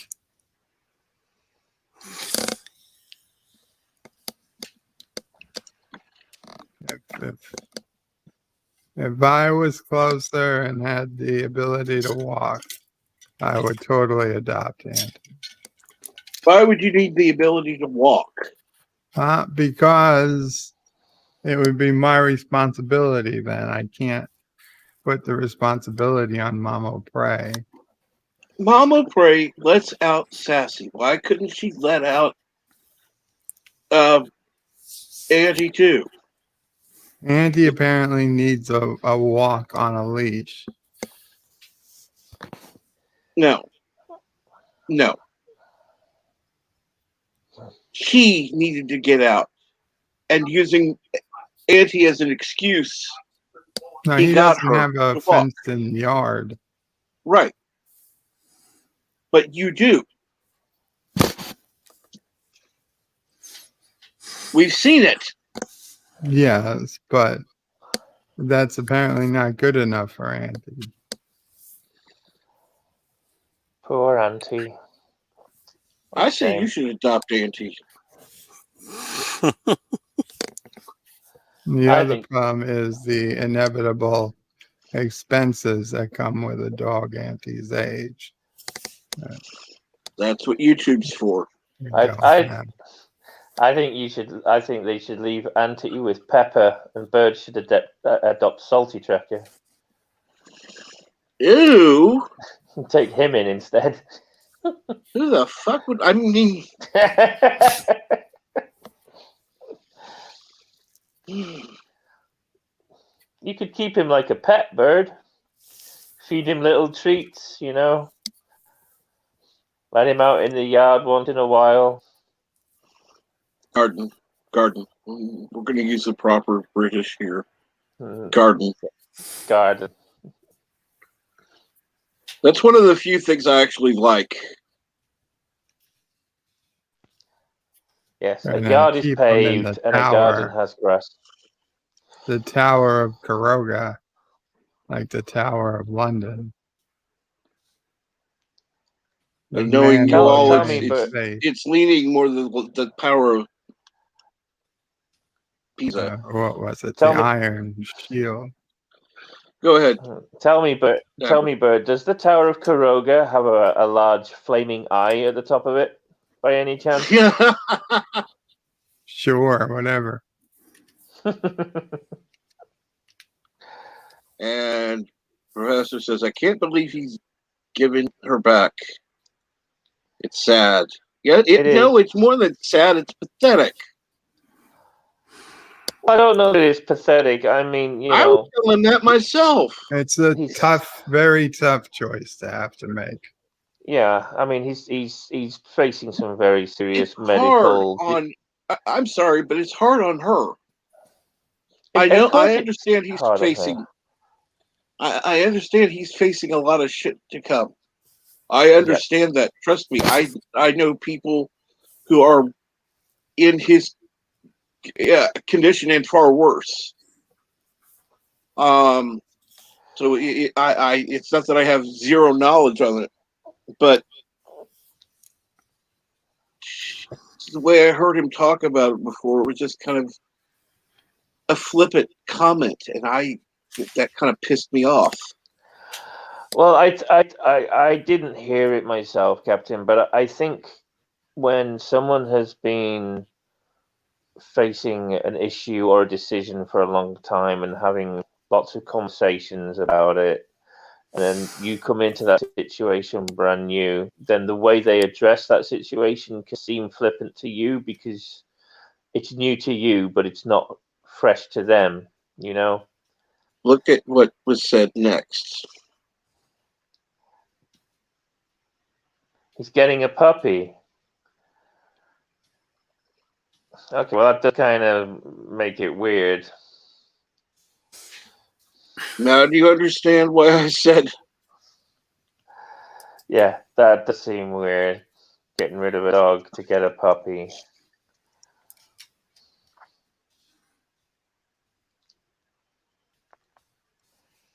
I seriously think Bird should keep her. Let's keep her in our family. Other than that, or we can nominate Kronos. I mean, the only reason I could see to do that is if Auntie had a lot of serious health issues that needed a lot of attention.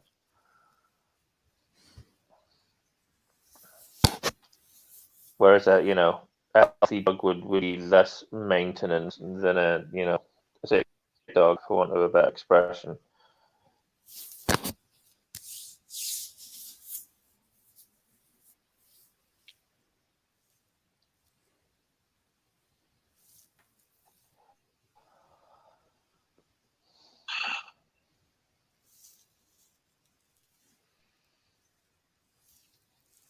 Like I said,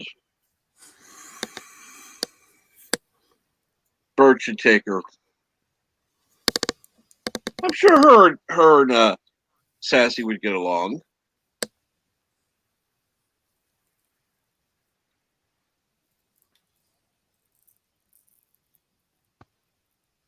Assuming I can still be heard. I don't know. But let me see here. Okay, yeah.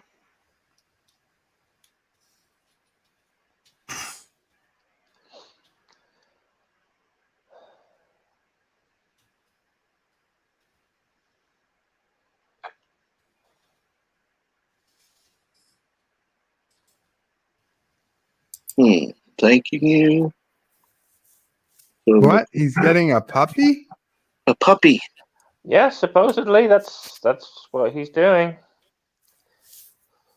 He's giving Auntie back and getting a puppy? Yeah, if that's true, I don't understand that. That is completely different than what I thought.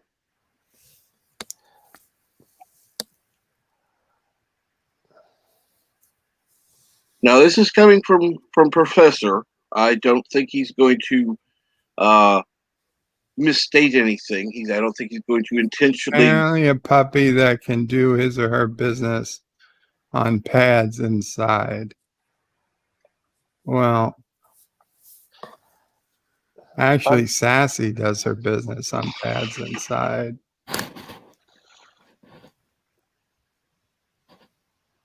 But I'm not trading Sassy for Auntie.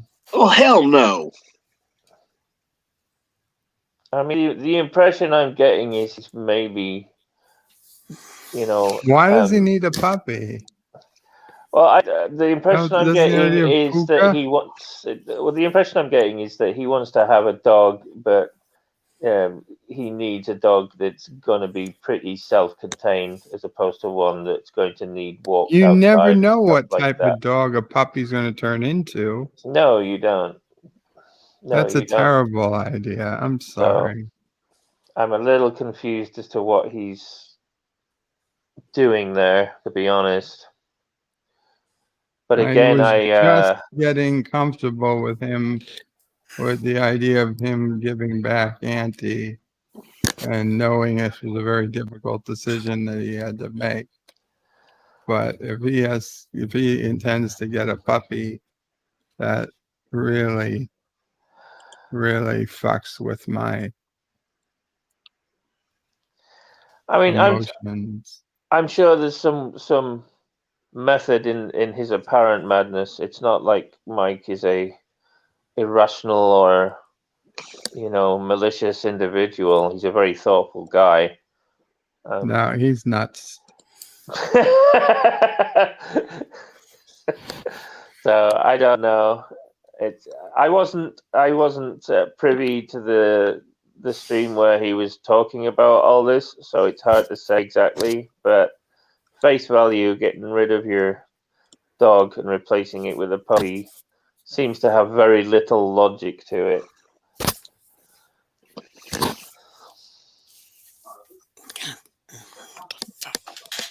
And this is where you want to join, Professor. You want to go back to Kurdistan. Wow. Well, go back to last night's live stream, Bird. I tried to, but there was like 10 minutes of Matthew and Dolphin. And I was like, no, thank you. 2 times speed. Only makes it worse. Hit that link in the chat, everybody. Send over your hard-earned cash. Captain needs Want me to have a new microphone. headset? That's fine. Yeah, I definitely need a new microphone. I even got a suggestion from I can't think of his name now. Wesley Crusher on a good one. I hear that Yetis are quite good and fairly affordable. I'm experienced with them myself, but they're quite popular. The problem is, and a Yeti would be good. Don't get me wrong. I would need more of a gaming headset, which would do me better. I know, it's just my preference. I know Turtle Beach is very popular for getting headsets. I mean, I'm laying on my side most of the time, so I would have to be moving the mic around. And I absolutely detest when I hear people moving the mic when they're on a live stream. It's like either mute or leave it where it is. So Burn is one exception. Salty. Go ahead. Sorry, Cap.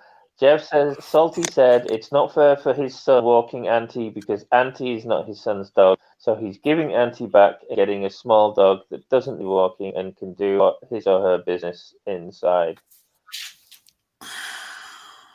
So lower maintenance, essentially, is what he seems to be getting at.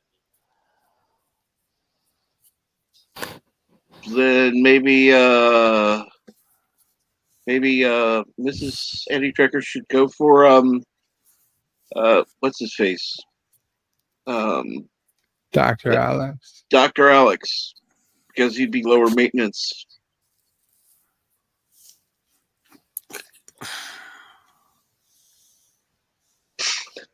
Oh,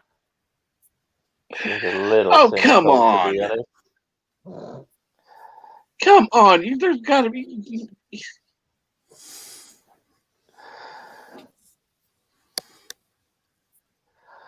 Fine.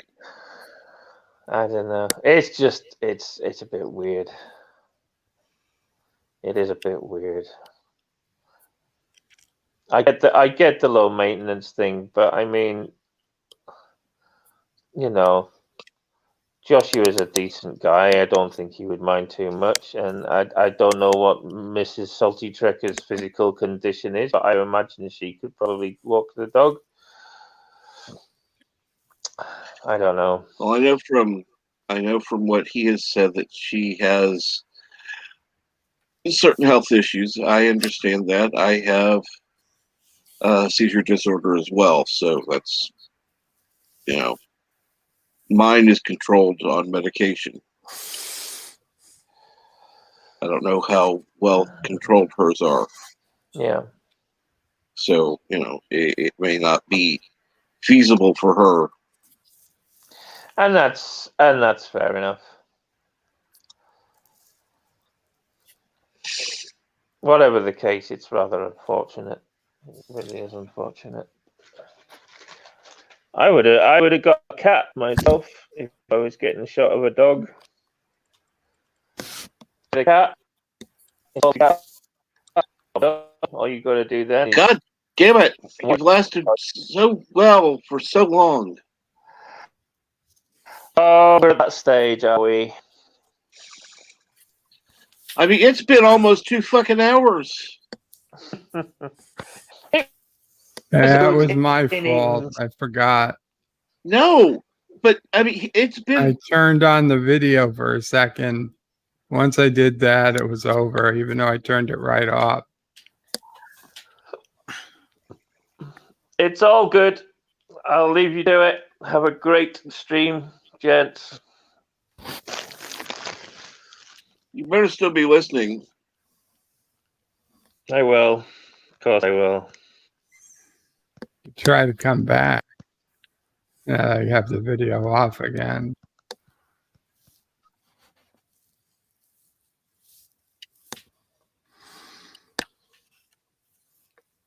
Okay, NB Geek. Good morning, NB Geek.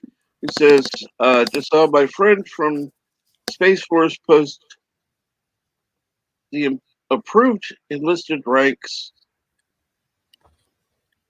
They look good, in my opinion.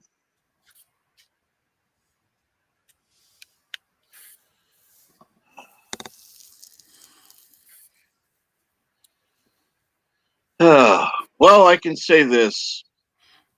I am strongly opinionated. Anyone who doesn't know that, well. By the way,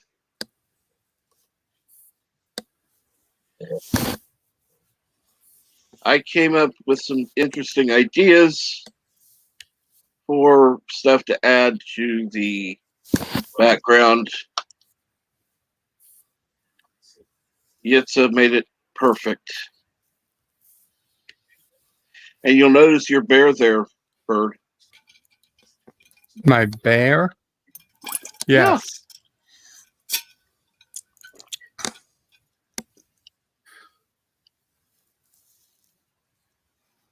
So see, you're included in it. I feel so special. Of course you are. Now, enough being nice to Bird. Now let's make fun of NB.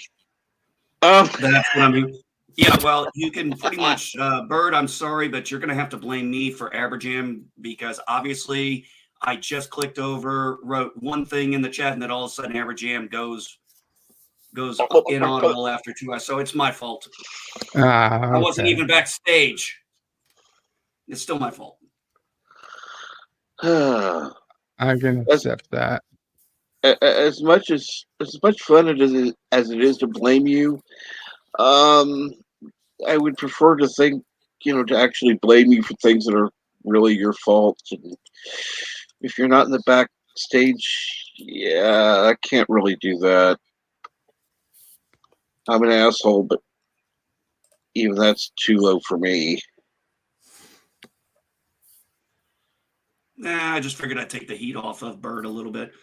But yeah, and like I said, my buddy Andy Ming, he's a chief. He's a guy I worked with for a long time back in California, and he rose to the highest enlisted rank of Chief Master Sergeant in the Air Force, which I was very happy for him. And he got an opportunity. They asked him, they said, hey, would you like to transfer over to Space Force and be one of the principal enlisted people helping to put this organization together?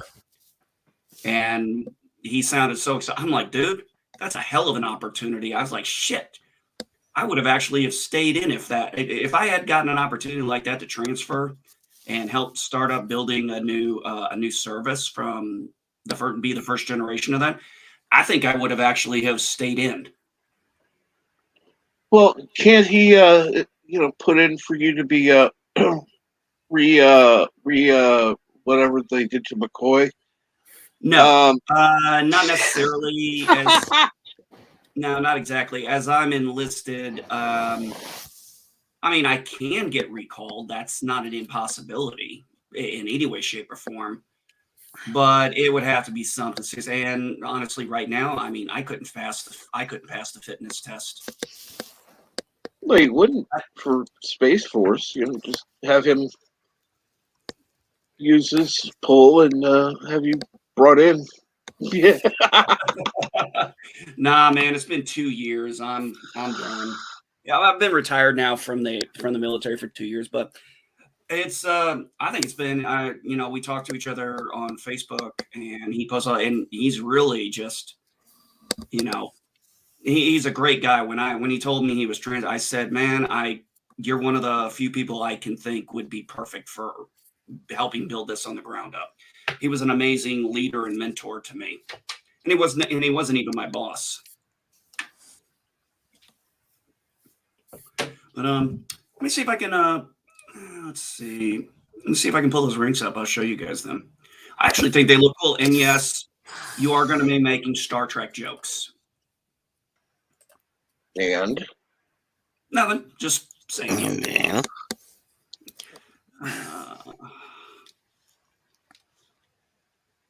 Unless they're pulling it from lower decks, which no, nothing that insane.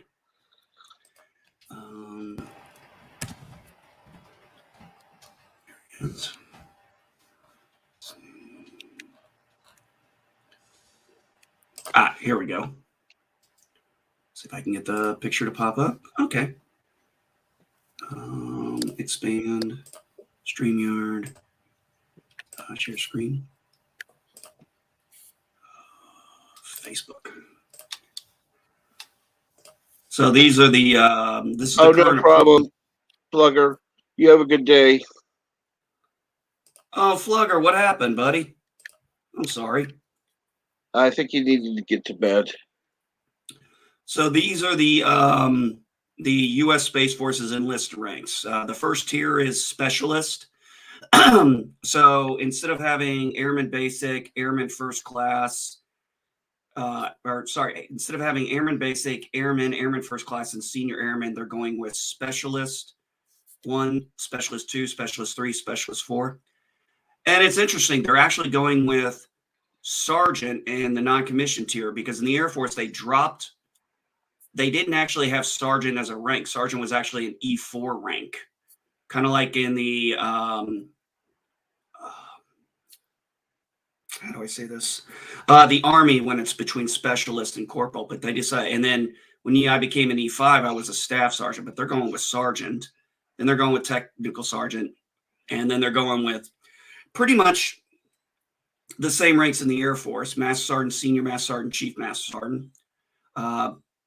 There apparently is going to be first sergeants, but that has a different, that would have a diamond in it. So that wasn't on the list before, but they are having them. But I think they look pretty fucking cool.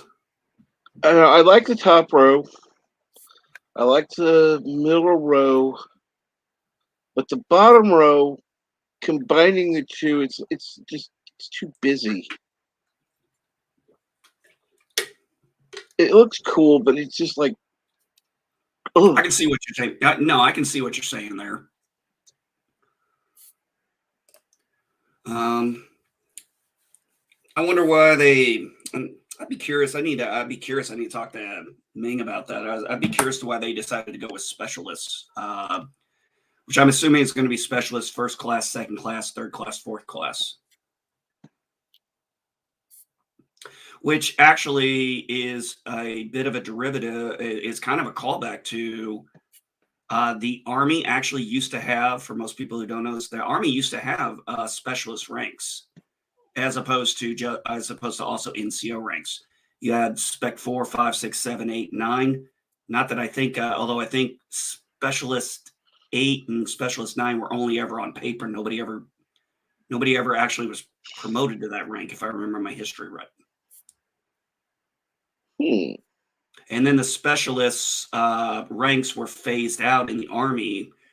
God, could have been maybe. I'd have to look at the timeline, but the only one that kept was specialist 4th class, which is now just called Spec 4 or specialist.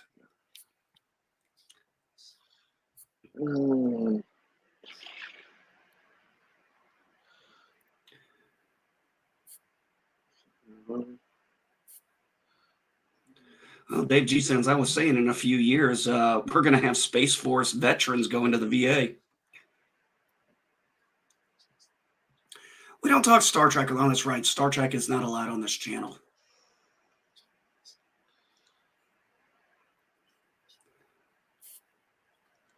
And yes, New Trek is like Star Wars, but more boring.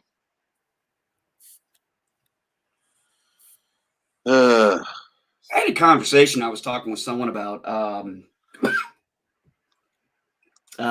don't know. We mentioned the prequels, and I think we were talking prequels and OG stuff. And I said, one of the things was one of the big, I don't know if anybody really is. The Jedi were very into the dogma of once you went to the dark side, there was no coming back. And Correct. It was only that I can recall, if you think of Revenge of the Sith and you think of Return of the Jedi, only Padme and Luke actually believed there was still good in him and that he could come back from this. Correct. I don't. Obi-Wan didn't think so. Yoda didn't think so. But they were the only ones. I mean, you think about his talk with Obi-Wan on Dagobah, and he says he's more machine now than man, twisted and evil. I mean, he pretty much, you think about it, Obi-Wan's, he's already made the decision. There's no coming back from this. But Luke is the one who sees, there is a chance for redemption. Similar to what obviously, the whatever, I can't think of his name now. Emperor, knew that there was still good in him, which is why he killed Padme, because Padme could have potentially brought him back if given the chance. Yeah, I do subscribe to that theory that Palpatine had a hand in her dying. People say she died of a broken heart. I'm like, okay, that's romantic, but in a sense, but Palpatine had to have it because when remember he lies to Vader too, and he says in your anger you killed her. Yeah, even if because we're talking about a medical droid who said that she died of a broken heart. Even if that's the case, do you not think that the Emperor could cause this great sadness to come about her? Well, I mean, think about how you really enhance Vader's anger and make him more enraged, not thinking that he's responsible for killing his wife and unborn child, not knowing, of course, that he has 2 kids. But he didn't know, so he just assumes that's what he did, and that Gilead's. And you see when I know a lot of people don't like when he screams no, but you see the Emperor just kind of smiling and put his hands up like he thinks he's just, really secured getting Vader to fully to the dark side. And it's only because later in, Empire Strikes Back and Return of the Jedi that, and it's only Luke who really tells him to his face. He goes, I see the conflict. I can feel it. I know there is still good in you. And Vader's just like, it's too late for me. And he doesn't say, no, there isn't. He just says it's too late for me. Sometimes when you think about the word, it's like, it was one of the few times, just one of those moments, like even in Clone Wars, where just for a second, Ahsoka connected with Anakin. And unfortunately, that enraged him even more. And the Vader persona took back over. And then you have Luke, who's his own son, telling him that. So he's had, but even Padme didn't say, or not Padme, sorry, even Ahsoka didn't say she was going to try and redeem him. She said she wasn't going to leave him. That didn't mean, and there was an anger in Vader because Ahsoka left. And I mean, when you think about that, he lost his mother, his apprentice quit, his wife's dead, his children are dead, he thinks. So that's a lot of anger and hatred to put in. And it was only because of Luke that he was able to break that. Because even, I think you're right, Cap. Especially I think Palpatine thought he cemented Darth Vader in Revenge of the Sith, and then it wasn't until Empire Strikes Back when he's like, okay, there's another Skywalker out here. And now, as we all know, if you think about Empire Strikes Back, the whole point was, Vader's trying to turn Luke over so they can take on the Emperor. And the Emperor probably knows this. I mean, let's be honest. Palpatine's not stupid. I think he would have known that was coming. Mm-hmm. Because the rule of two is very simple. Always two there are. But the thing is, the way it's stated in the Darth Plagueis books, when Darth Plagueis came up with the rule of two, and yes, I know that's book EU, but still, he said only two there should be. One to have power and one to crave it. Oh, and speaking of Heir to the Empire, is that the first book? No, Heir to the Empire in... Oh, the Thrawn trilogy, yes. Yes. Yes, that was the one that kicked off the whole EU. It was actually kind of around the same time. You had the reason I bring that up is that Brightest Day does different readings of different books, and he's currently on Heir to the Empire, which is on nice. Well, today is Tuesday, so it would be on Mondays. So every Monday he will be doing Heir to the Empire. It's in the evening, so you can tune in and enjoy listening to him read that. So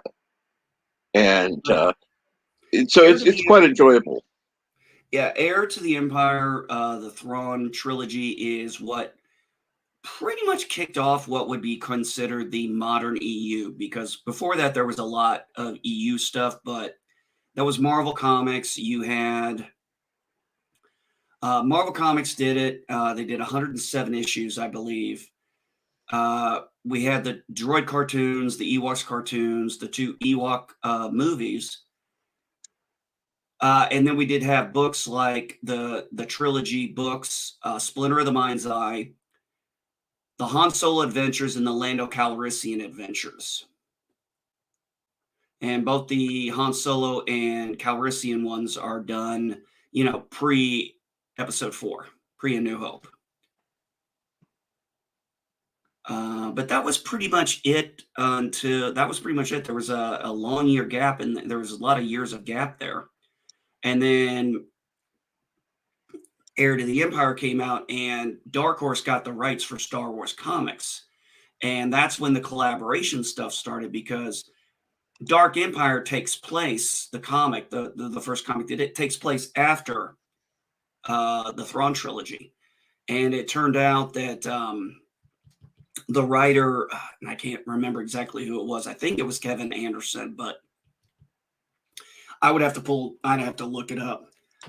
But he collaborated with Zahn to talk about, okay, I'm making this book. I know you got a trilogy coming out. I'm doing this comic here. I want to make sure we're not, overstepping each other. And that's kind of how the EU canon started to, kind of go cohesive for a long time.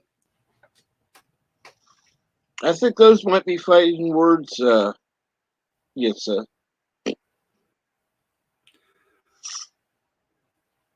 No, he doesn't. Lando is a freaking ladies' man.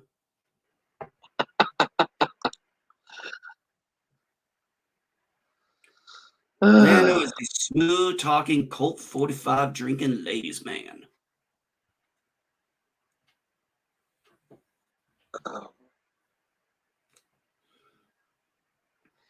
What's going on, Bird?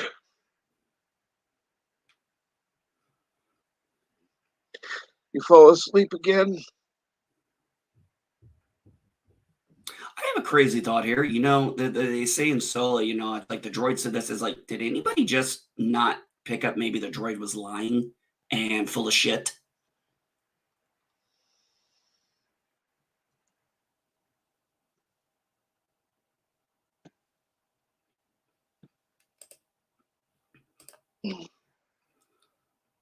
Now either Bird fell asleep or he's, talking with Mama Pray. Absolutely. Why don't you talk about something for a minute, NB? Check out backstage. Okay. It's you're a freaking trip, man. What do you mean? It's women don't look.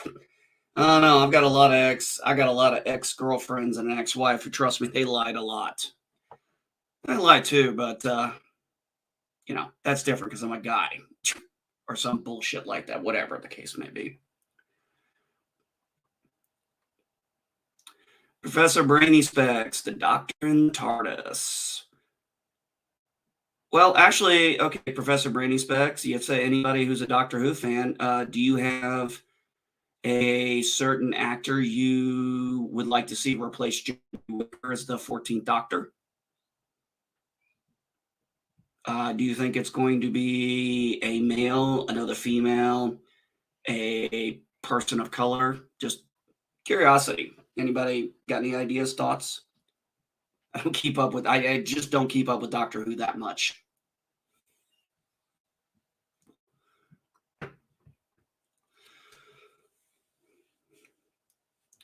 Yeah, for me, Doctor Who stopped at the Husbands of River Song. I heard Doctor Who is like stars without any deep and profound. It's now you're just being spiteful. You know damn well Doctor Who had some great stuff. Doctor Who was like Star Wars. Well, that's kind of hard when that's like saying Star Wars is like Star Trek when both of them came out long before Star Wars was even a glimmer Star Wars was a glimmer in George Lucas's eye.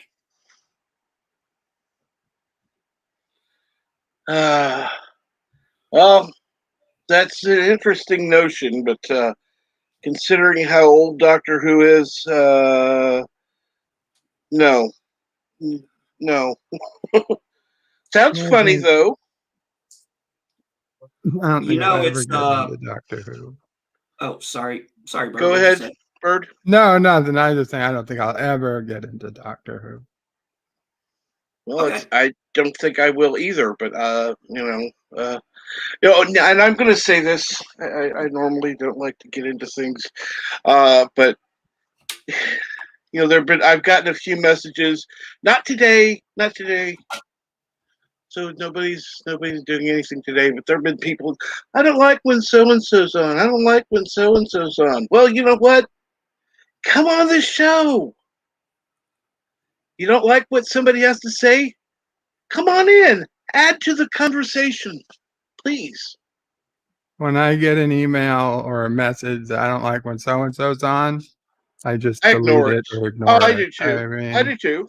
I don't give a shit that you don't like it. That doesn't matter to me. Unless you're going to come up and talk about something, then it really has no. I'm not asking. I never ask people do you care? You know, what do you think of the guests I had on today? Because I don't care. Well, let me put it to you this way. I know for a With fact. respect, I don't care. I know for a fact. I don't even have to ask you this. I know for a fact that there have been people who don't like when I'm on your thing, your panel. No, nobody's told me that, to be honest. At least not that I remember. Well, And I'll there be was honest, not that I recall it. somebody that told me, and it's like I don't care. If he cared, I wouldn't be on. Period. Exactly. Gizmo. Okay. I think he's right. I do think it's just right. If Nicole DeBoer becomes the new Doctor Who, Bird will get into it. I'll be honest, I really don't think I would. I think so. Esri. It doesn't. Oh, It wouldn't make a difference for me. I just can't Oh, get the into woman the who answered world of it. It's not. I doubt they And, would. and Nicole is not the most. Nicole is not like a perfect, 10 by any means of any stretch. It's not like she's just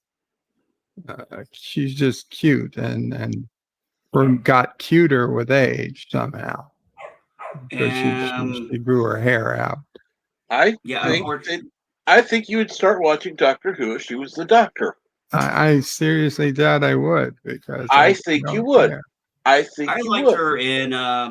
I actually did like her in the show with. I didn't say you'd become a fan of the show, but I do think you'd watch it for her and then I'll see be how honest. it was. I don't think Jodie Whittaker is ugly. I mean, as women go, it's just it doesn't matter though. It doesn't make me want to watch the show. Oh, she's not attractive. She's not intelligent, and she won't keep her fucking mouth shut. At least Nicole, I don't think would be opening her mouth on her political beliefs. And that was what I was thinking. I was actually thinking that before. I'd be all for that. I would get into it if Terry Farrell would play the next Doctor. It wouldn't. I can't imagine any actress playing that would get me interested in the show. I can't imagine any actor or actress. Michael Dorn. I want to see Michael Dorn playing the next Doctor Who. Again, I want to see Michael Dorn It's because Michael Dorn in a Star Trek show where he's the captain of a ship or something. The part is bigger than the person playing it. I bet 90s Pamela Anderson is Dr. The Baywatch era. What's wrong with Baywatch? I didn't say there was anything wrong with Baywatch. I absolutely tuned in all the time. Of course, it was only for, the Hoff, right? Bullshit.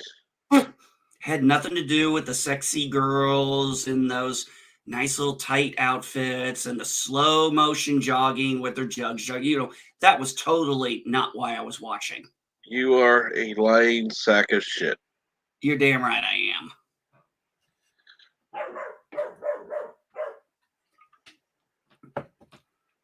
Of course I'm full of shit. I mean that in the most respectful way, but yes, anybody who believes that they would have to be completely retarded.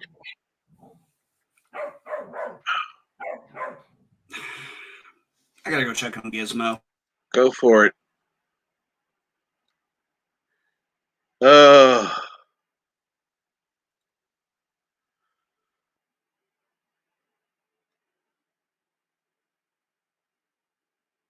So, Bird, what do you think of the new coffee machine that gets to help create? Well, I can't speak for Bird, but I think it looks fucking awesome. I mean, I came up with certain aspects of it, but I liked it. Absolutely absolutely. Oh, that's not what I was looking for. That is that takes in everything that I created, but he actually redid some stuff. He did. I could tell he did work on it, and made it far superior. So what do we got here? Folgers. I don't have my glasses on at the moment. So what's the got Folgers? What's the other stuff here? I don't know. Just different coffee, little pods that you can get.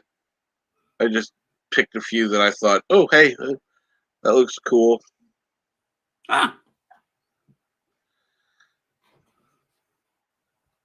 The ones that would look different, but if you notice, most of them have some red in it. The one that doesn't is the one right next to the Folgers. Everything else is a shade of red. Mm-hmm. You got the. Says, if I'm not mistaken, caramel vanilla cream. So I mean, this is absolutely perfect, and I love it. Oh my God, it is amazing. It's amazing. Yeah, this is really, really nice. I mean, it's amazing what you can give him, and it's amazing what you can give Yitza in just talking and words with him, giving him a description and what his mind can come up with. Let's see here now. Let me go back.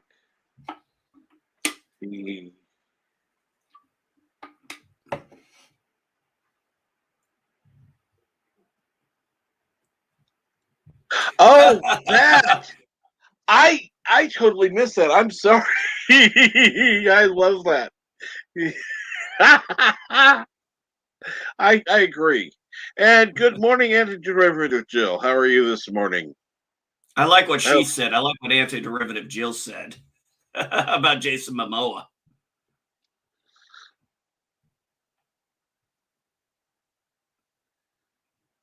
I forgot Jason Momoa. Now. See, no. I'm gonna say fuck that.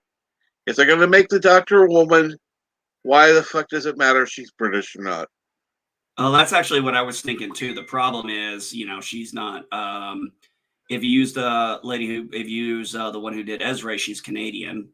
Terry Farrell is, I don't know, is she Canadian, American? I believe she's American, but see, Canadian is close enough. She's still under the British crown, so and they still use British terms. So, yeah, close enough. That just was awesome right there, Antiderivative Jill. They watched Stargate Atlantis and Aquaman, such an aquatic career. I got to use a Photoshop trick where you blur an image to make it more sharpened. You did absolutely fucking wonderful. I'm telling you.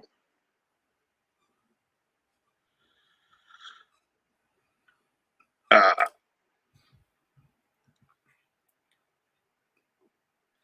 the way, how are you this morning, Antiderivative Jill? Surprisingly, I'm doing better for Tuesday than normal. Of course, I think having taken 2 tramadol may have helped. Not that I would ever do that.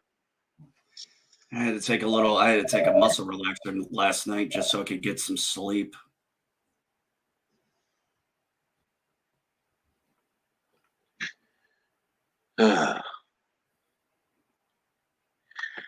And good morning to you. I am glad that everyone is here this morning. And as normal, the pinned comment is to join the panel. You click on it once, it'll expand the box. then you can click on it and join into the panel. And at least I remember to pin the comment in like Bird sometimes. And I'm going to have to remember to bring the panel back. And I'm sorry, I just get to looking at this image and I fell in love with it. It's a good image. It really is.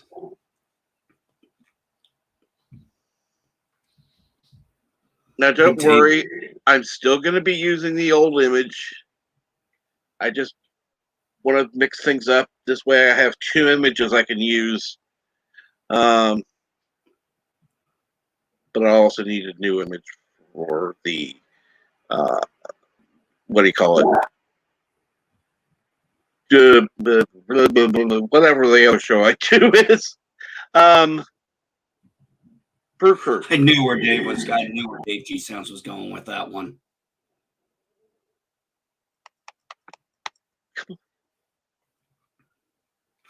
I got into an argument with someone once about pizza. They said Chicago style is the best. You're welcome. I said, nope, sorry, St. Louis style is the best. You're welcome for the correction. It's always that St. Louis versus Chicago thing.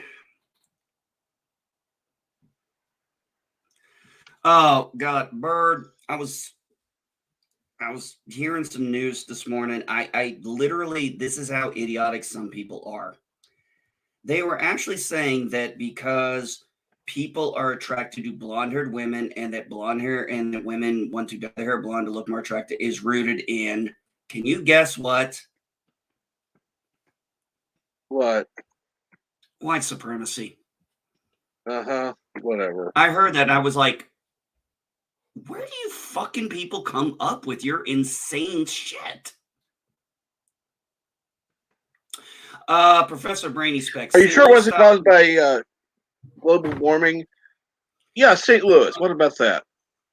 A St. Louis style pizza is basically a very thin crust pizza, a little bit of cheese, lots of toppings on top, and it's not cut in triangles. It's mostly cut in like squares. It's not like measured and stuff. It's cut in the very small bite-sized squares. Okay, let me ask this. Yeah. Okay, since you seem to be the expert. Okay, now, what would you call a crust that is not thin, not thick, just kind of in the middle? Sauce, cheese, and toppings cut into triangles. A pizza in... No! Not my pants again! We need to get this on video. Gizmo ran off with one of my sweatpants with one of my shirts tagging along.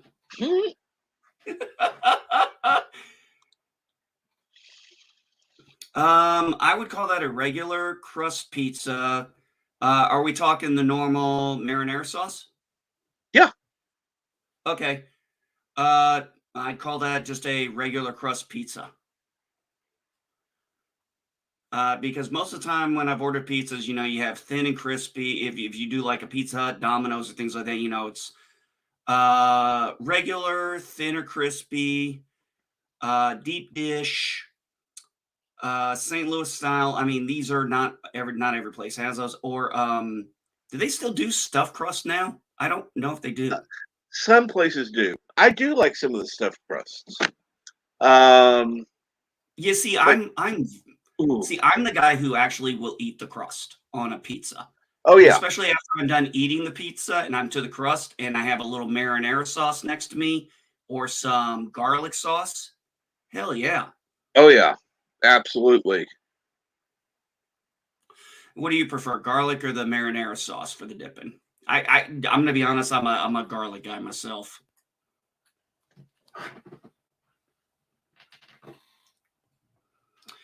I like garlic butter. Dave G sounds right. It's when I said regular, hand tossed. Hand tossed. I like hand tossed pizza, yes. I like I generally like thin and crispy. or like a St. Louis style. But I mean, I'll eat hand tossed, no problem. Chicago deep dish, I've got to be honest, is not my favorite.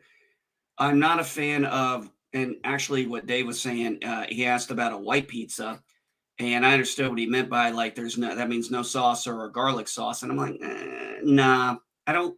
I like dipping my crust or pizza in garlic sauce, but I don't want it cooked in my pizza.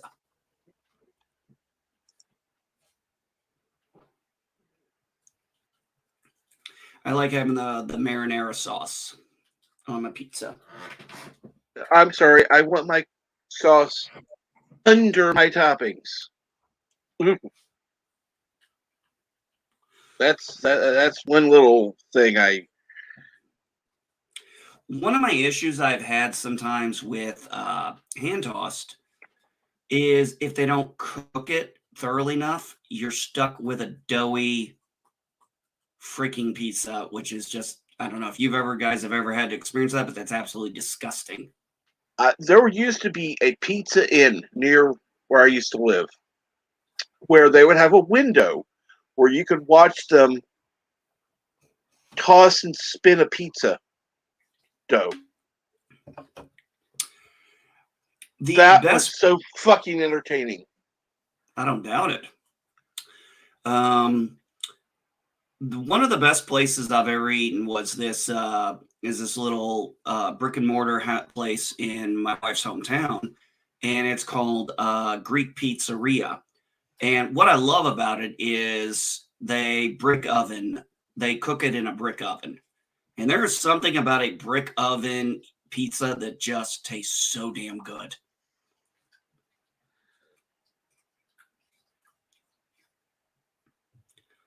And I like that. It's Americans are like, here's 150 pizzas. Canadian to be the best. Europeans are like, give me a pizza.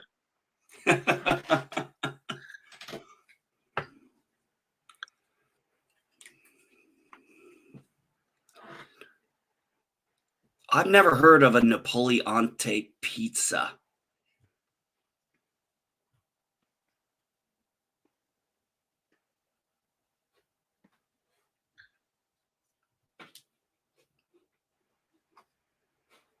Now you gotta have cheese on a pizza. That's just...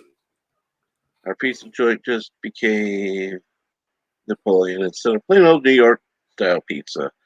And I hate it now. Well, don't go there anymore.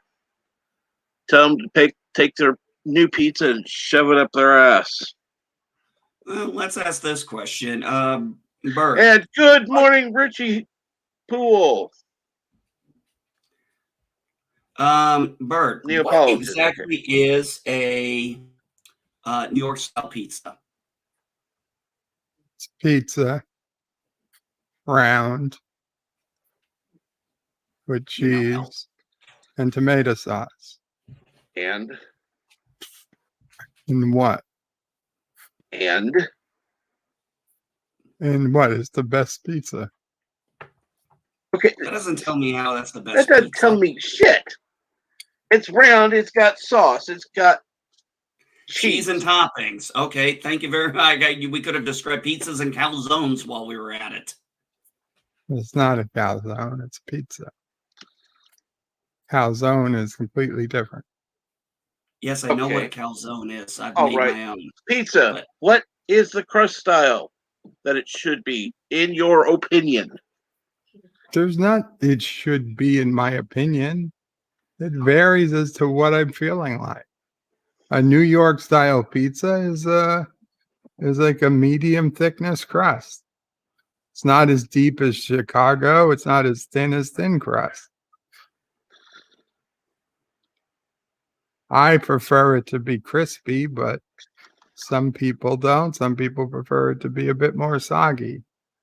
And it's easier to fold when it's soggy, but I still prefer a nice crispy, medium thick crust pizza. Both one different one than the expensive milkshake place. Yeah, well, I'm sorry. There was a reason they were popular. You don't change something that's working. If something's not working, you change it. Unless you work at government, then you just spend more money on it and hope it works. Quite honestly, let's see here now. Professor, best calzones I ever had was shit. Now I can't think of the name of the place, but it's this little Italian restaurant we had in South Carolina. They had 2 of them, and oh my goodness, the pizza was fantastic. The calzones were great. It was a real nice, good Italian restaurant to eat at. I'm sorry, but quite honestly, the best of most things is going to be the mom and pop shops. You're going to get a better pizza at a mom and pop shop than you are a chain place. Well, you got to think with a chain place and a franchise, even if they're franchised, they have to follow a specific set of things. Well, not only Whereas, that, but I mean, it's like, you know, you're paying for the name, yeah, whereas exactly. you're paying for the food at the little mom and pop place. And You know, usually, the mom and pop place, more often than not, has better food. yep. I'll give you an example. This place down in Florida, when I lived there in Tampa, had the most. It was owned by Greek immigrants who came to America after World War II. It was a family owned operation for. They were working on the 3rd generation of family working there, and And oh my god, they had the greatest Greek. They could make a Greek omelet that was just to die for. and yes, random minutes have accepting choices and let everyone have pizza the way they want to have it. I would agree. And on that little note, I'm going to play a little clip.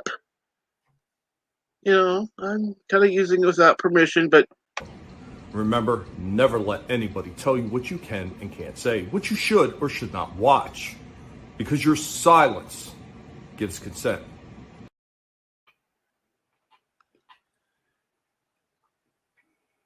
so you have your opinion. You're entitled to your opinion. Period. I will give my opinion. It's my channel. I'll do it. And I do want to Where thank has GPC Tommy. been? Huh? So where has GPC been? The Guinea Pig Collective. He's around.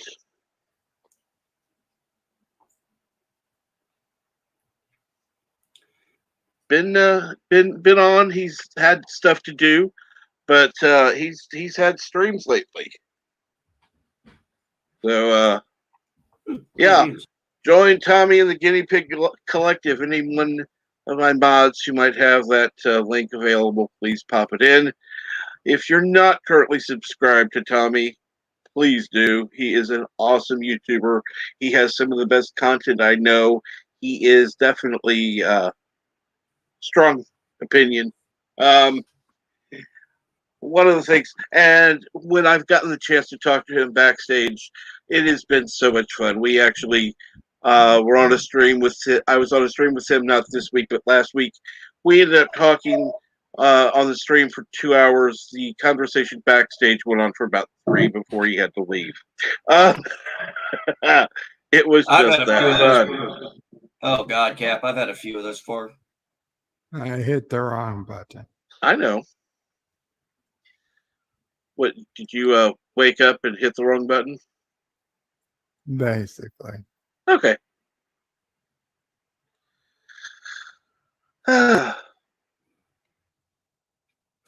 It was actually because of the Guinea Pig Collective, his name, that when I ended up having several guinea pigs in our house that I came up with the term GPA, the Guinea Pig Army. And I give all that credit to him for coming up with the Guinea Pig Coalition. I was like, I can't use that. Somebody else already has it. So it's like the Guinea Pig Army.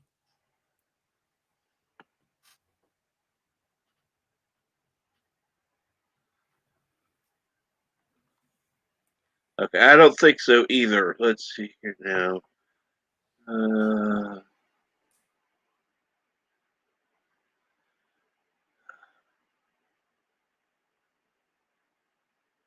Wait a minute. Is this the one?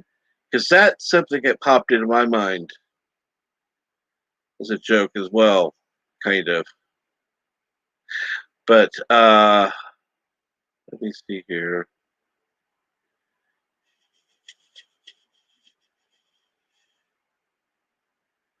I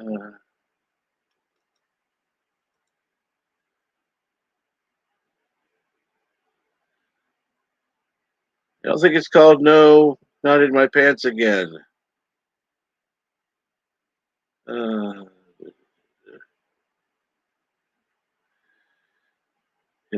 Where's it at?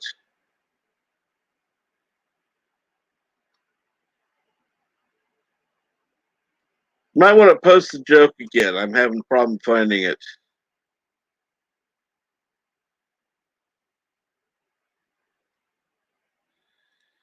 Because if you think about it,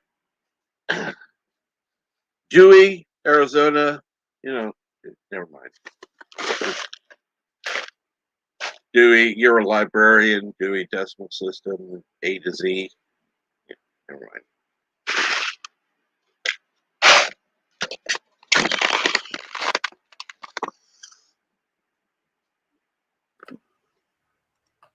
And yes, Professor says, Roberto Prey 5. I don't like it when you have that Roberto Prey 5 on your show.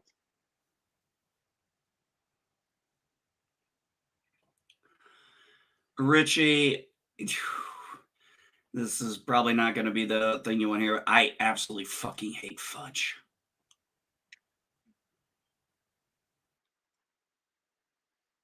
Okay, that's for being an idiot.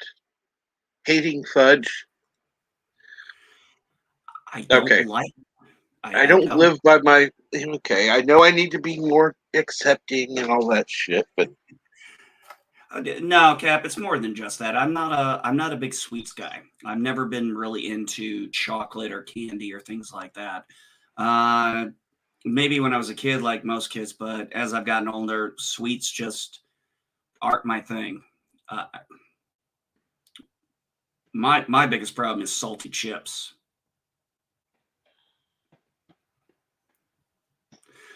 But fudge, no, fudge is definitely something I just don't care for. Brownie's fine, but fudge, yeah, no.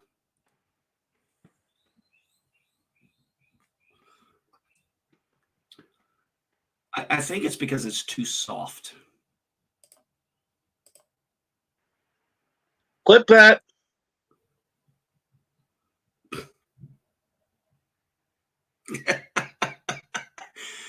Oh boy, I walked right into that one. You said it yourself. Nobody set you up for that one. Yeah, definitely. I set myself up for that pretty bad. Sweets are my sweets, sugar for my honey. I like that, Yitza. Sweets for my sweets, sugar for my honey. Yes. Well, of course, Bird's asleep again. But at least he's muted, so he's not snoring in the microphone or making up super chats or chats all together. What's a funny one? Oh, sorry. Anyone who hasn't seen, he has literally been talking, making up chats while sleeping and streaming. Funny thing is, I have actually woken up talking like I was on a fucking live stream. Didn't have my headset on, so thankfully I knew I actually wasn't streaming. But yeah, I was just talking away, going along with the live stream. It's really? Why the fuck am I dreaming about this?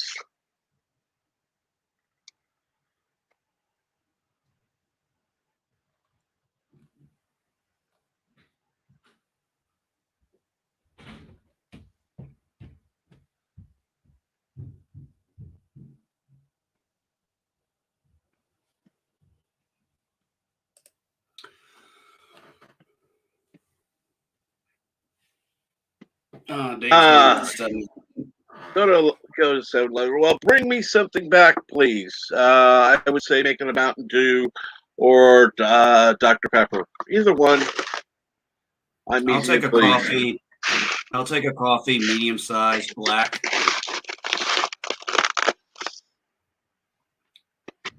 Actually, the 7-Eleven near my daughter's place does make good coffee. Actually, if they have a good Slurpee, I'll take that instead.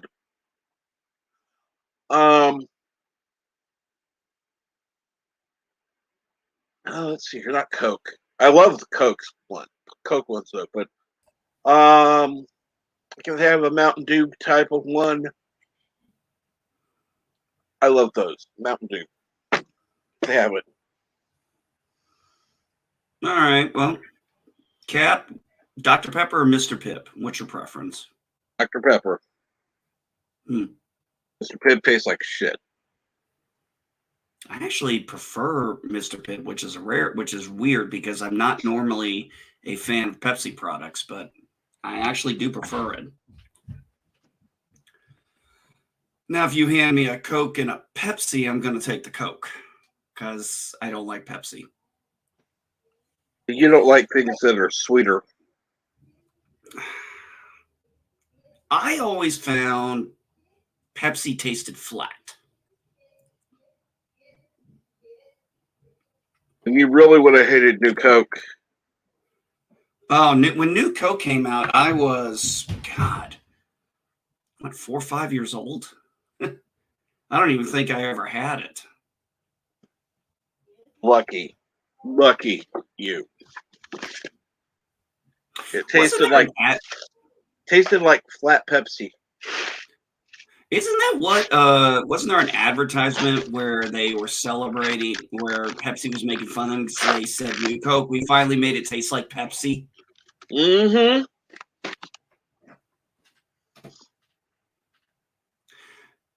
Well, Professor, I don't like Pepsi.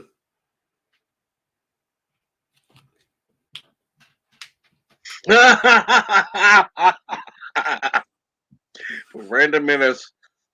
Pepsi with a Pepsi with a twist of lemon, and Coke with a twist of whiskey.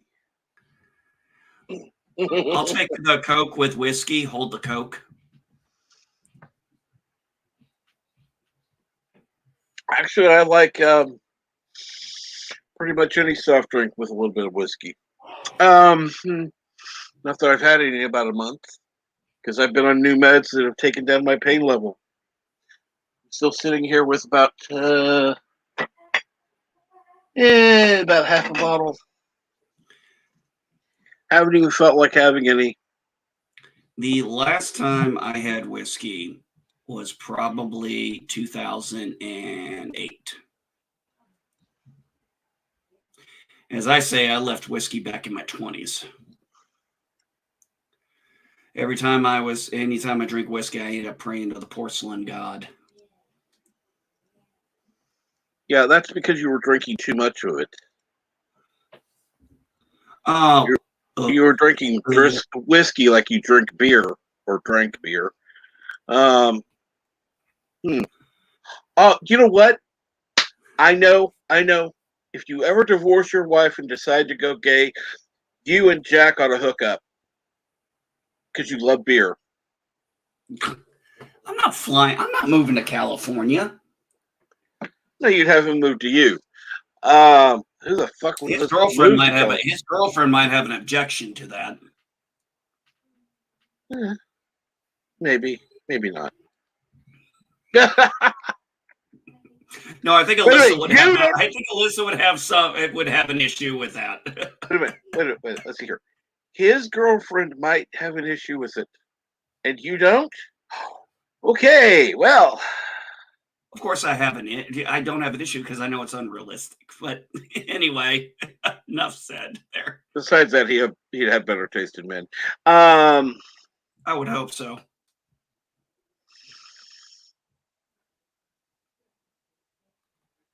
Oh, that's the thing. A&W has changed how it tasted. But I still loved when they had the little ice cold mugs that they pulled from the freezer and they poured directly from the barrel. Yes, yes, I remember A&W's doing.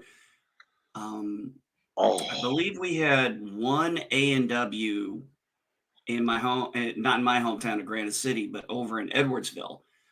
That's where there was only an A&W. And here was the thing, Cap. It was crazy. The A&W was seasonal. It was only during because Edwardsville is a college town with SIUE. It literally was only open during college year, during when college was going on. So it's like in the off season times, it'd be closed. But I do miss a good root beer float. Actually, I have a solution for you. Do you have a Sonic anywhere near you? Not here in town. Actually, I don't even know if I've seen one in Terre Haute. Last Sonic I was near was when I was in South Carolina. Yeah, but I do remember how the A&W used to, they had those nice cold ice mugs. What about let me see here, Dairy Queen?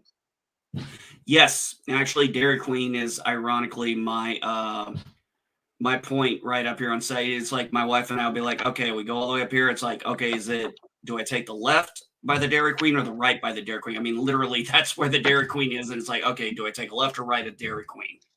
Go to Dairy Queen, get a, here are two things that you definitely need to get at Dairy Queen. Number one, a dipped cone. Dairy Queen is one of the best at dipped cones. Oh, geez. I don't think I've had a dip cone since. Oh, God. I forgot they did that. Oh, it is the bomb. I'm sorry, I still remember that from when I was a kid. And the other one is you can get a float. It may not. Some of them don't always have it on the menu, but all you got to do is just get. They'll do it for you.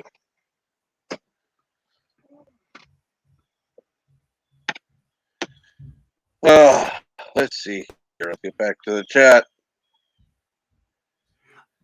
I actually was kind of curious what the hell butterbeer was when they were talking about it in Harry Potter. And good morning. Yeah. Don't really care for the name, but hey, America. I'll just give you that. Doing good today. How are you doing?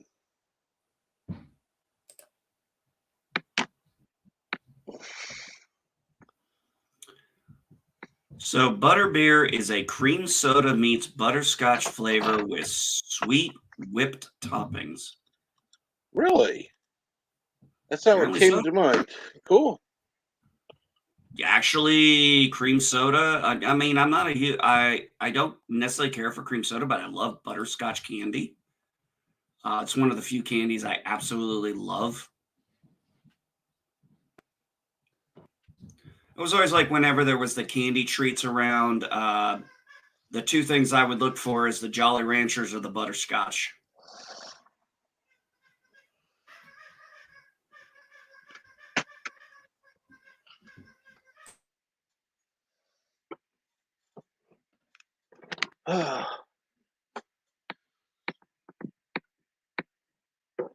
So,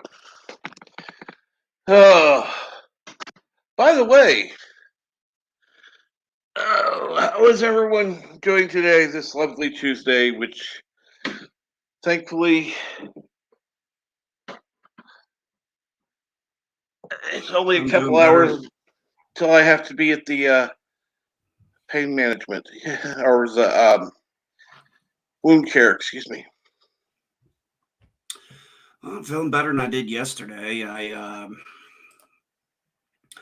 You know, it's always interesting. My wife and I, whenever she brings something home or she gets sick with something, it's interesting how her body fights it and then how mine fights it because it's completely freaking different. It's like we'll get the same. She'll bring something home. She'll be sick for a few days. Then I'll get sick. My son will get sick, and then our youngest daughter never gets sick. It seems, which is great. It's just like crazy how that happens.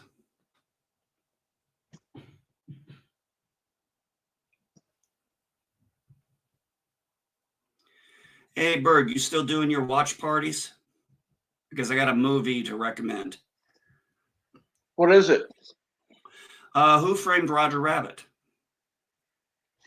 No, the next one is going to be Crystal Skull.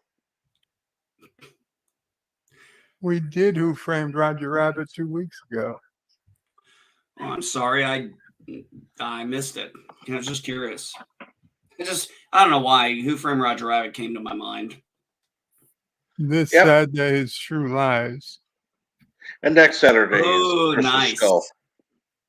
There's no Crystal Skull. Only 3 Indiana Jones movies there are. No more, no less. Unless this new one actually turns out to be decent, but I don't have any hopes for it. Have they even released a title for it?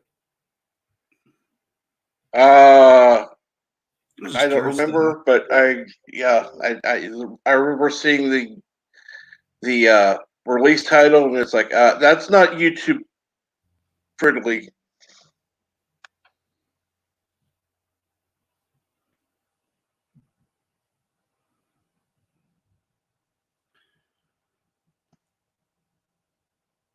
So if the teaser title is actually the title, YouTubers won't be able to talk about it unless it's like a big channel. And I mean big. We're talking like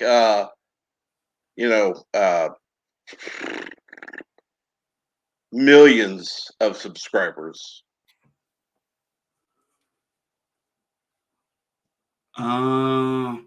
Bounding into comics, Disney reportedly pulls all ages Marvel and Star Wars license from IDW. I didn't even know they were partnering with them. Did you know about that? I mean, I would have thought they'd just stick with their Marvel. And yes, Richie Poole, annual Crystal Skull for Bird.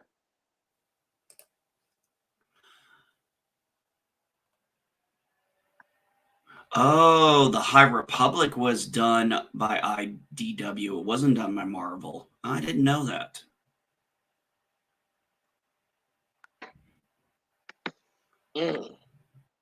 Yes, because everybody wants Squirrel Girl.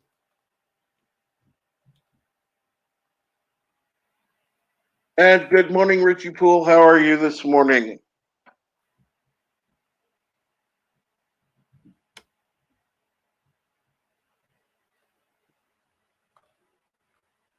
So what's going on, Bird? Good morning, Star Trek nitpickers.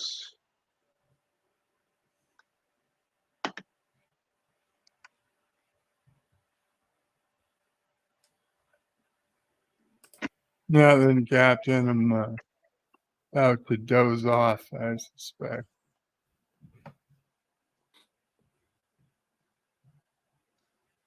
All right.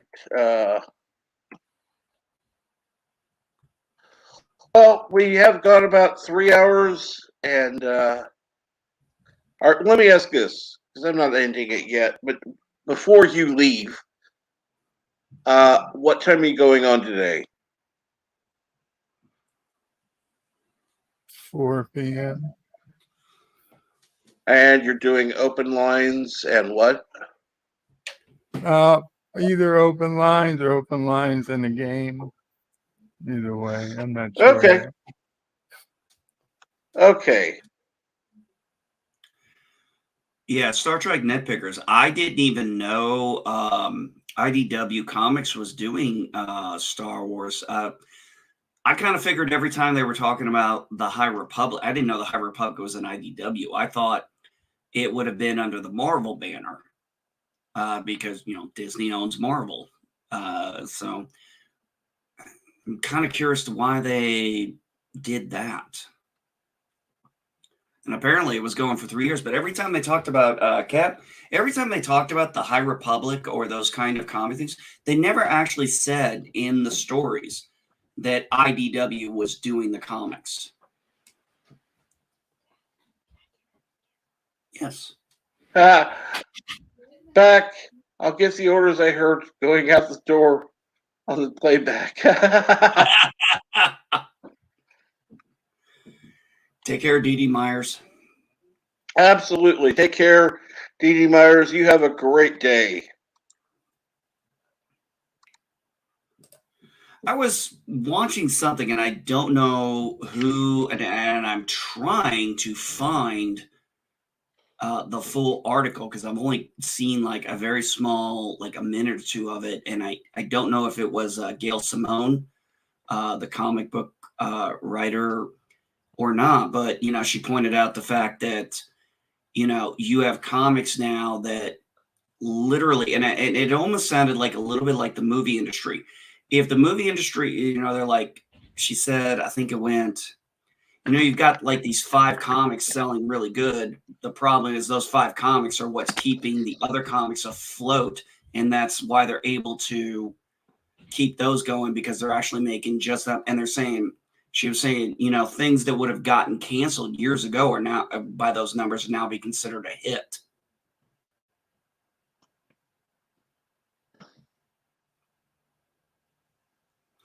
I mean, if you think about it, Cap, Bird, you guys weren't really that big into comics back when you were kids, were you?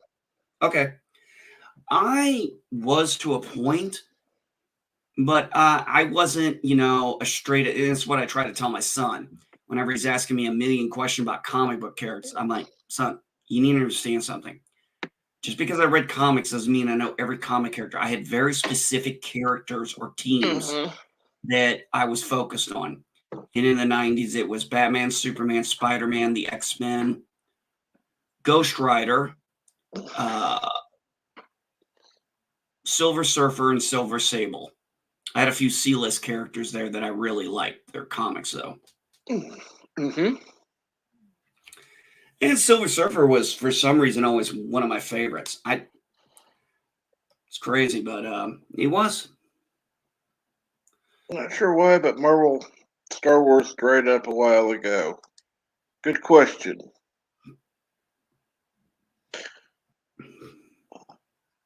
And Star Trek Nitpicker says, I was big into Batman, Superman in the 90s.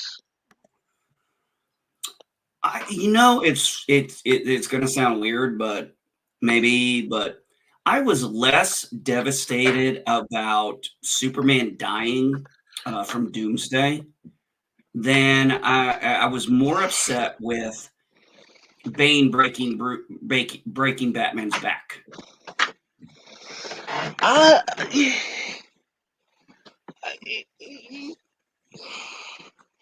That one actually is more understandable, more feasible, in my opinion, because he's human. He's not, Well, one of the great things about powers. Well, one of the things about Nightfall, that series that when Bane came in and became a predominant antagonist, is Bane was, I think, and that's one of the reasons why Batman and Robin sucks so bad, is because they made Bane an idiot.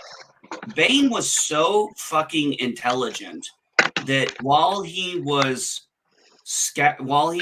on a surveillance mission with somebody else, he is looking at Bruce Wayne through binoculars, through a window, distance away, and he goes, "That's Batman." And he goes, "How do you know it's Batman?" And Bane's just like, "You think he can hide with that mask on?" And that was his way of, he somehow understood that Bruce Wayne is the actual mask. Batman is who he is. And he was one of the very, very few antagonists to ever understand that. And Dave G. Sand says, I love the whole Silver Surfer argument in the movie Crimson Tide. Huh. I don't remember that. Damn, the Silver Surfer, Crimson. I mean, I've seen Crimson Tide. It's Gene Hackman and Denzel Washington, and wasn't Vigo the guy who played in Lord of the Rings? Vigo, is it Vigo Morrison?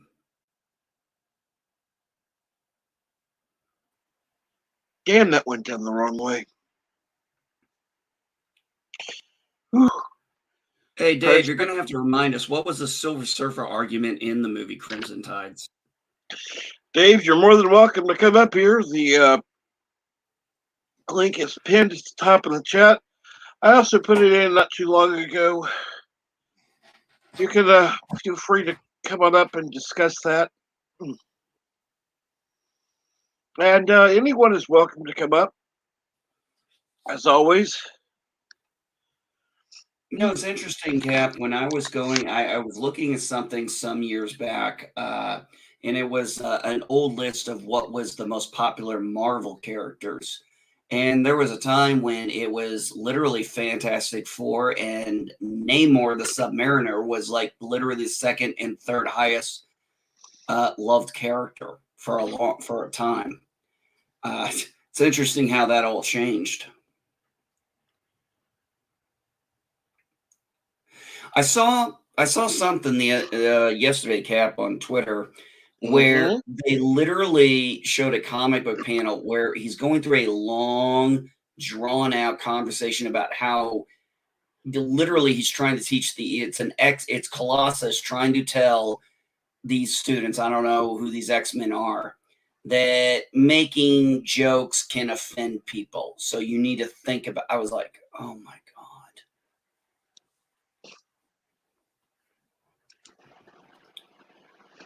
And it was just freaking like 60, 70 words on a comic book page, just on one page. I'm like, yeah.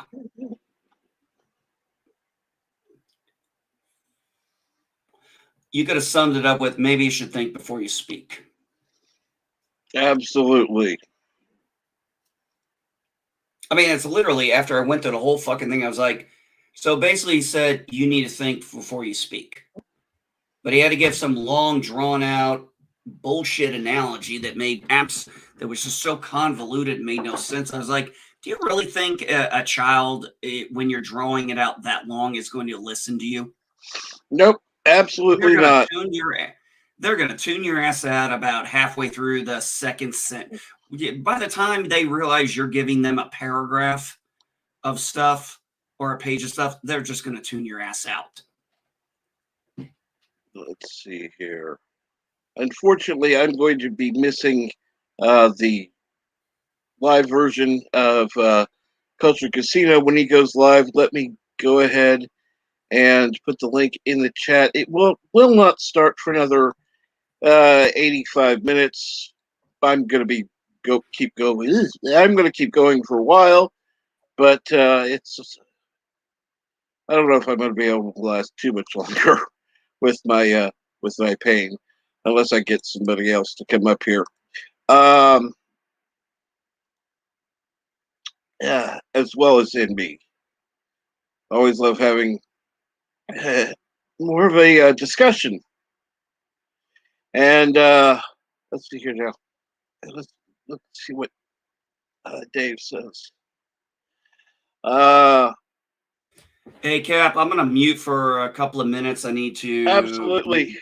I need to review real quick with my son about his schoolwork, so I'll be back in just a second. I'm going to go mute. Kermit got in a fight. Officer Denzel asked what over which Silver Surfer was better. Denzel said that was that is stupid. Everybody knows this one is better than that. Silver Surfer. Ah, okay. Well, that's good to know. Like I said, the panel is open. Love to have anybody else join. Like I said, Bird is going to be going live at 4 p.m. Eastern. He will be having open lines and probably be playing a game, more than likely. He is currently sleeping, so we won't be disturbing sleep or prey.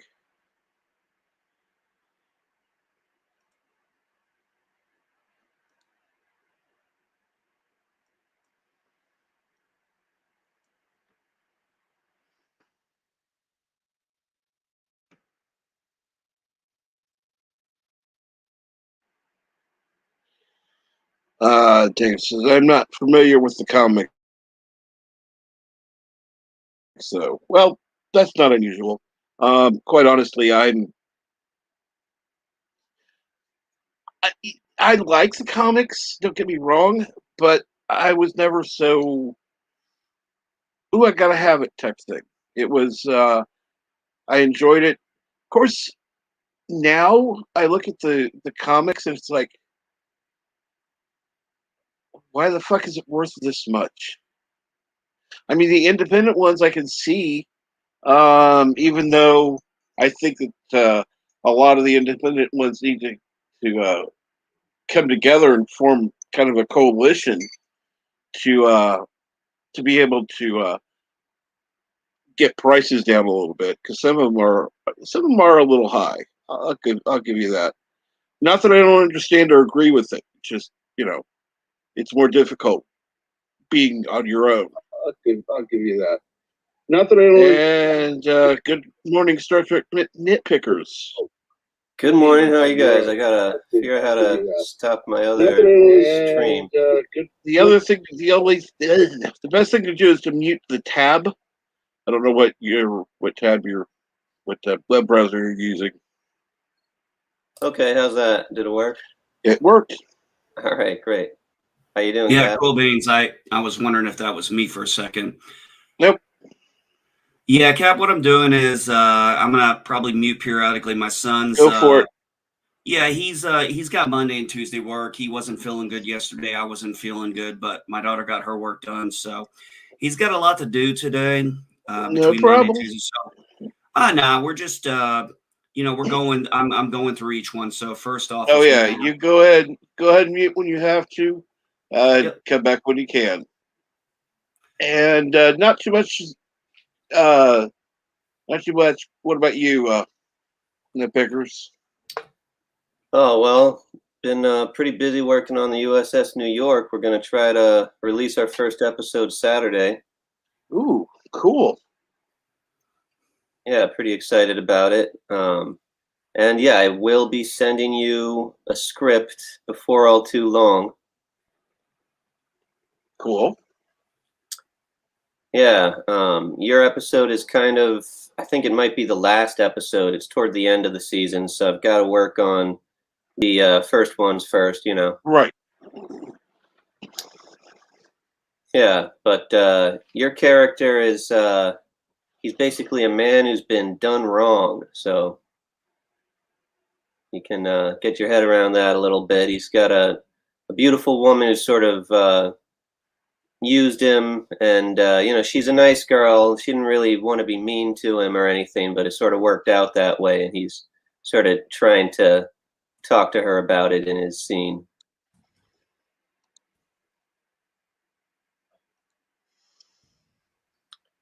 So yeah, I don't know if you've done any acting before, but I just have a feeling your voice is. I already kind of put your voice to this cartoon, and it looks like the right voice. Cool. Yeah.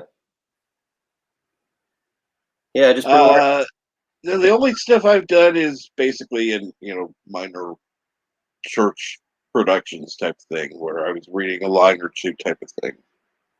Okay, cool. Well, yeah, you'll have fun with this, I think. I often will get 2 or 3 sets of retakes from actors because I like to really work with them to get the best that we can do. But let me know if you get sick of me or whatever in the process. No, that's not going to happen. All right, cool. Yeah, I always think people are, gonna nail it the first time, but then it's like, well, how do they know the way that I see it in my head unless I really find a way to explain it to them? Oh, absolutely. Um, why don't you go ahead and drop the link to your channel in the chat? You are a mod. Yeah, right. Yeah. All right. Yeah. Be my pleasure. Yeah, I've got my coffee here, and I gotta say, I really enjoy having somebody streaming every morning while I got my coffee.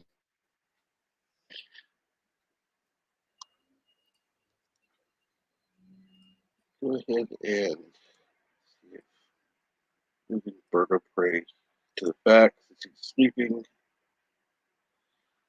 You still there, Starpit? You still there, Yeah. Pickers? Okay. Yeah, still here.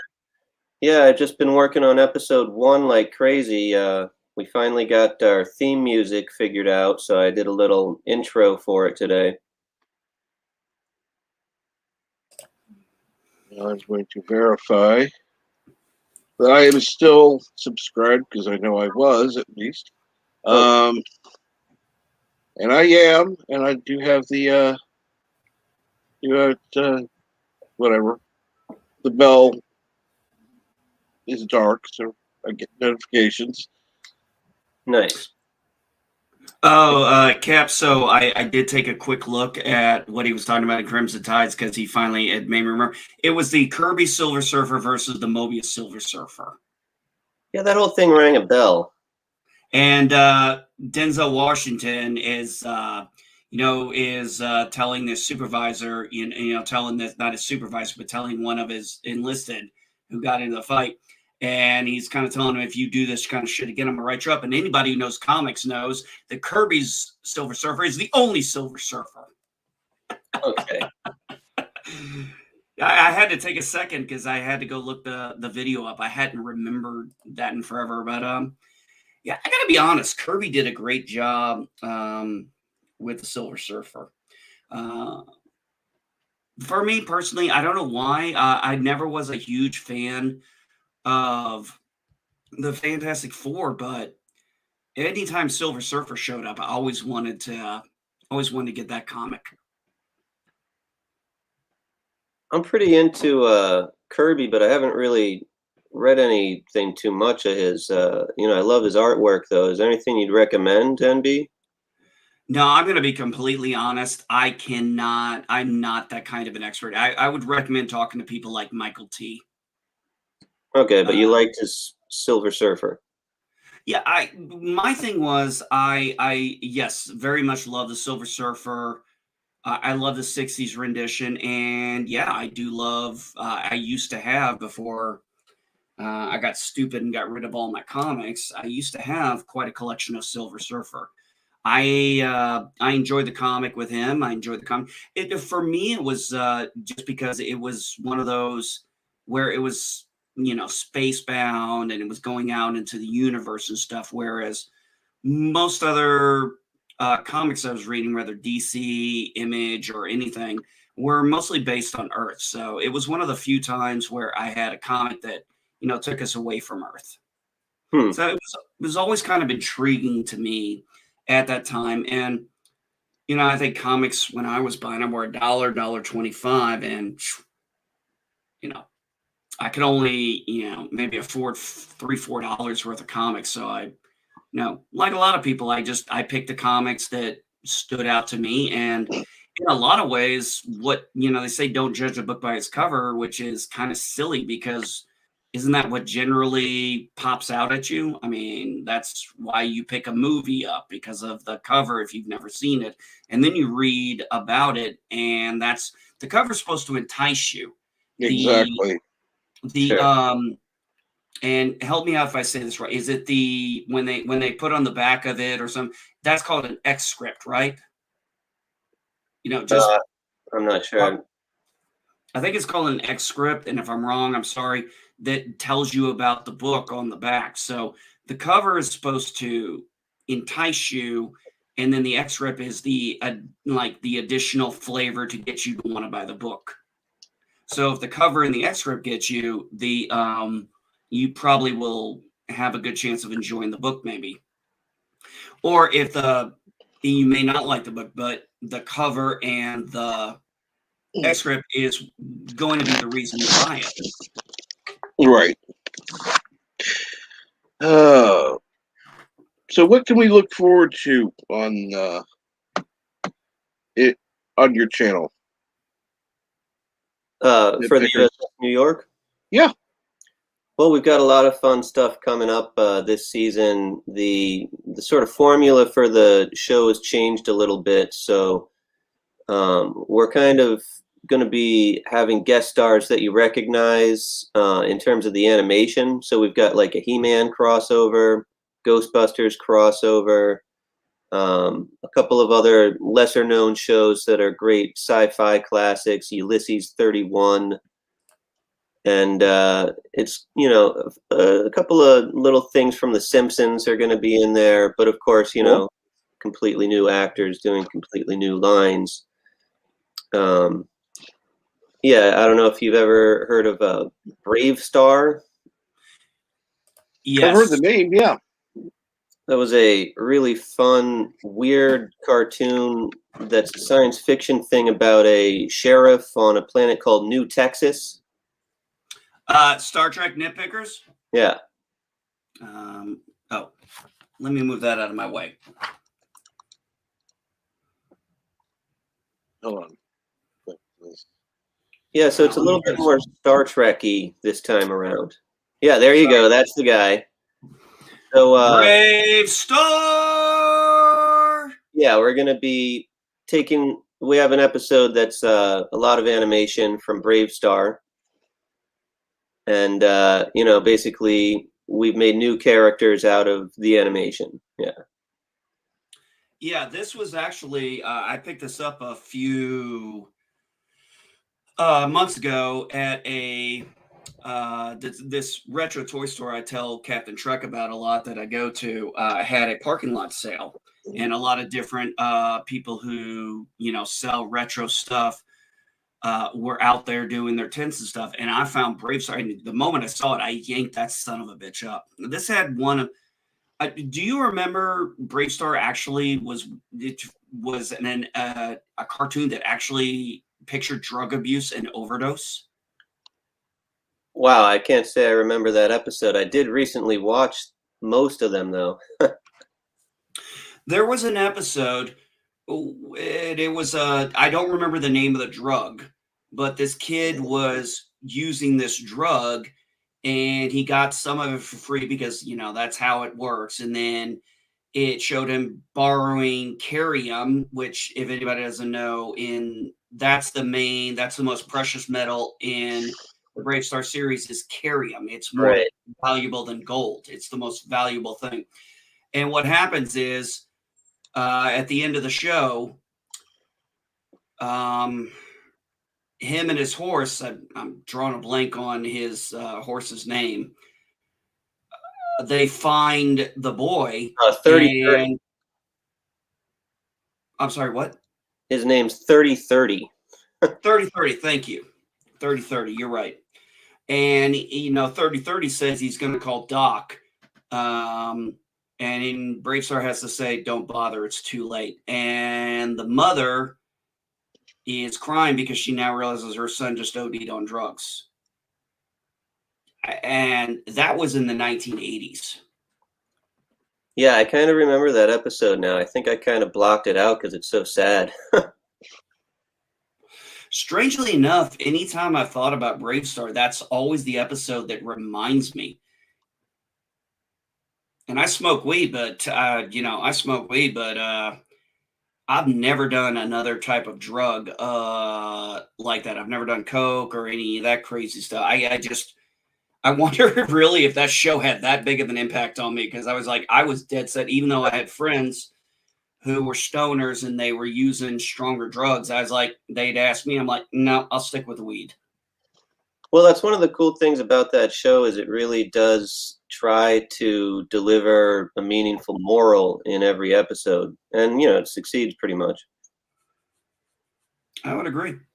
Yeah, I mean, it's like I said, it really is a great series. I mean, it even talked about one of the characters, a small little dwarf guy that works for Texas, and he's constantly smoking. And then there's that public service announcement they used to do back then, and he put in talking about the addiction to smoking and stuff and how it smells and everything. He's like, I'm trying to quit, but it's hard. I kind of miss that stuff when we actually made stories that actually gave a message that actually meant something versus trying to push it. That's kind of the idea with season 2 of the USS New York. I wanted to make it a little bit more meaningful and try to tackle themes in each episode. So the theme of the episode that has a lot of Brave Star animation is basically karma and selflessness, and what does it mean? The question of right and wrong. Is it a complicated thing or a simple thing? And the whole episode is just spent examining that. I like that. Yeah, I think the theme for the episode you'll be in, Captain Trek, is jealousy.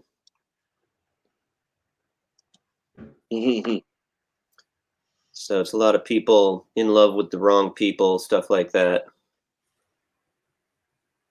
Somebody better be in love with me, even if I don't like them. Well, I think she was in love with you, but then, she kind of had this conniving plan to just sort of take advantage of your love to go and find this other guy that she's more in love with, who got abandoned on this planet. Basically because my character was jealous of his good looks. Cap, I'm looking at Yetza's here. You see, Yetza, I love the PSAs back then because as a kid, I enjoyed the show, and then I enjoyed getting, a little bit of the morality explanation at the end of it. That was actually something I never disliked, and I kind of wish they'd bring it back. Considering what's going on nowadays, yeah. Well, remember, it wasn't even just cartoons. I mean, it was G.I. Joe, it was Jim and the Holograms, it was He-Man, She-Ra. They were the Brave Star, but it was also live action shows like I don't know if anybody remembers this one. Teddy Ruxpin also did it. And what was this live action one I remember that did it? Small Wonder. Yeah. Then I don't know if anybody knows that. For those of you who don't, that was. Yeah, I used to love Small Wonder. Yeah, that was the one with the nosy neighbor, the dad who creates the child robot. Right. Well, so on the USS New York, we're trying to question, things more than deliver, our idea of right and wrong about things. So, we're looking at things and examining things, but we're not telling you, how it is in the end, which is, yeah, kind of annoying, but it's also, yeah, it's annoying the way shows don't even really bother to get into it half the time now too. So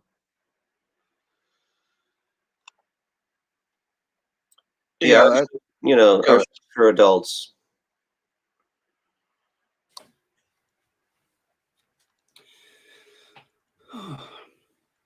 So, are you your live party or your Ghostbusters party? Are you guys streaming that or something for your Ghostbusters thing for Halloween? Well, so that's a Halloween-themed episode of the USS New York. So, Gotcha. yeah. So basically, the holodeck is in play in that one. There's a Ghostbusters program on the holodeck. Turns out. Live action or the real Ghostbusters animated style? Yeah, the real Ghostbusters animated style. This season, I'm trying to stick to animation pretty much 100%. In the first season, there's clips of live action stuff here and there, but I just felt like it made sense to try to smooth it out and keep it on cartoons that all kind of have a very similar quality. Yeah, I like that. Yeah, so I'm trying hard to make it look more like a real cartoon that came out in like the 80s or something. Cool. I'm sorry, Star Trek nitpickers. I got to say this. I'm looking at your channel real quick, and I love this. Star Trek Lower Decks, Season 2, Episode 2. Now with more Riker. Yeah. I wish they had even more Riker on that show. He's the best part. That was just, I like that. I like that. That's a hell of a title. Yeah, I feel like the USS New York is kind of like Lower Decks, but it actually is it takes itself a little bit more seriously, considering that show avoids taking itself seriously at every turn. Yeah. And I think that's one of the things. I can understand having a, lesser known, lesser, whatever ship, but yeah, it's not. They don't even take them so seriously. Yeah, I mean, that was kind of the plan with the USS New York. I was kind of tired of how Star Trek fan fiction usually takes itself way too seriously. Mm-hmm. But I don't know. As I started doing it, it's like, I want to put some heart and meaning into it. So it ends up taking itself seriously in certain ways, which I feel like Lower Decks just doesn't, And good morning, Mar. Good morning, Mar. I mean, good afternoon. I'm sorry. Oh yeah, got all these time zones here, huh? That can get a little confusing at times. It's like, oh, it's wait a minute, no, it's not. I have not seen the animated skits that you guys do, Professor Brainy Specs. I'll have to check that out. Question of Trek. Tell me more. It is a show on Continuum that Continuum Trek does. Professor, you have a wrench. You might as well put the link into the channel. Yeah, cool. How come Professor Brady Specs doesn't ever come up on panels anymore? Damn it! Because he doesn't like me, so hey. And the only reason I say that is because the only way he can correct me is if he actually gets on the panel. So, Oh, Vile Mike showed up.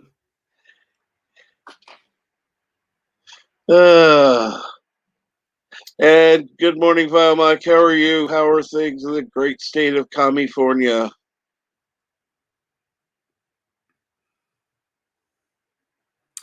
Ah, Mar, how is Deutschland?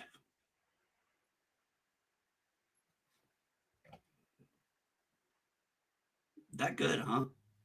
Apparently so. Wow, that's awesome. And let's see here. Howdy, folks. Can't stick around as I have work, but I thought I'd drop by, like my standard greeting, and wish everyone a good insert relevant time period here.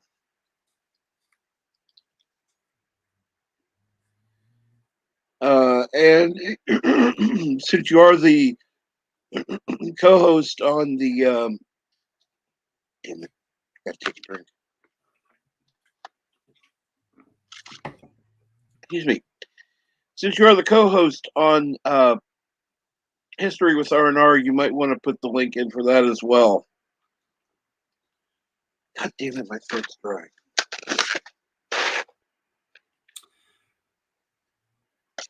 Hey, anybody here from Canada? If you are, I'm curious to hear if you're happy about how the election went the other day. That was yesterday. Yeah, that's why I said the other day. I don't know. I don't know the results. No, I saw I saw a little bit of the results today, but you got to remember it's Canada, so I'm not as familiar with how that parliamentary system works there. I just know I believe the prime minister won re-election, and they have like 3 or 4 parties that are actually in there, but there's really 2 that have the most power. But apparently, there's a few more. So there was talk of them having to do like a coalition. Yeah. And I was like, okay. I was like, and I understand coalition because I hear that a lot whenever. Okay, it's tell me how you really feel about him.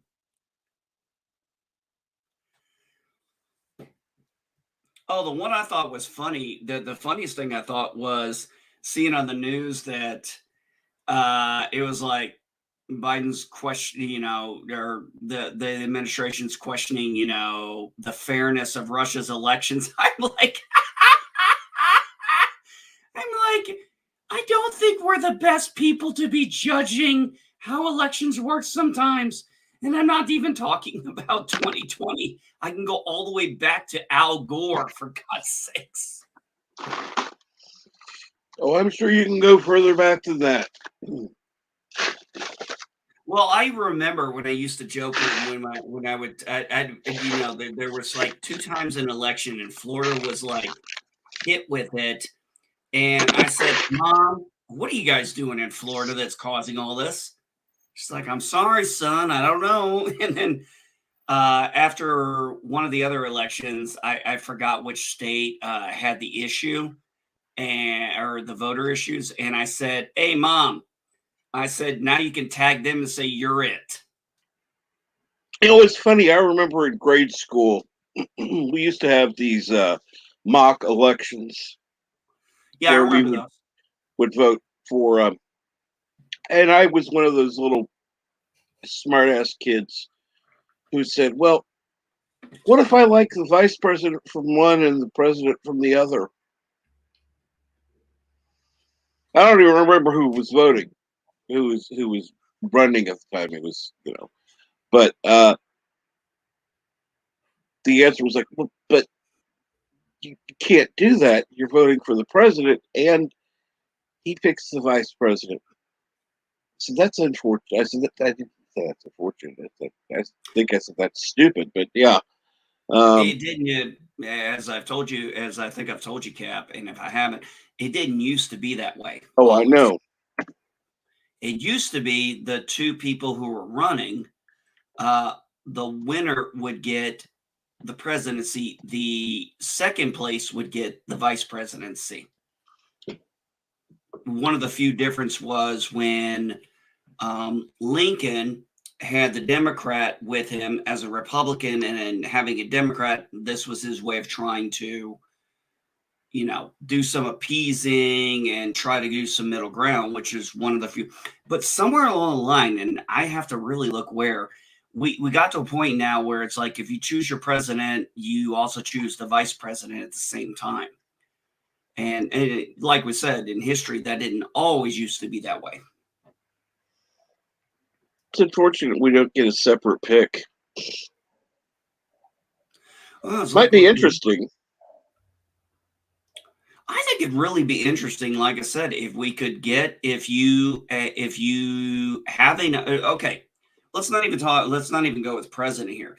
If you have a reasonable a way of winning an election, and you're not one of the big two parties in America, Republican, Democrat, You're there screwed. you should still be on the stage to be able to pitch your point for the American people. I agree, particularly in the opening ones. Yeah. And then get it down to being like three. So you have the Republicans, the Democrats, and some other party. Make the third party available. In the whittling down process, go from like 5 or 6 parties down to one, and then they go up against the Republican and the Democrat nominees, and then we'll see what actually happens. That would be interesting. It would be interesting. But what I've kind of figured out throughout my research, and I could be completely wrong, but one of the hardest things is we've kind of gotten into, and unfortunately, if you look at history, it used to be Federalists, nonpartisan, then the Whig and the Democratic Republican Party. And then eventually it was the Democrat Party, the Whig Party, pretty much disintegrated and became many Whigs became Republicans.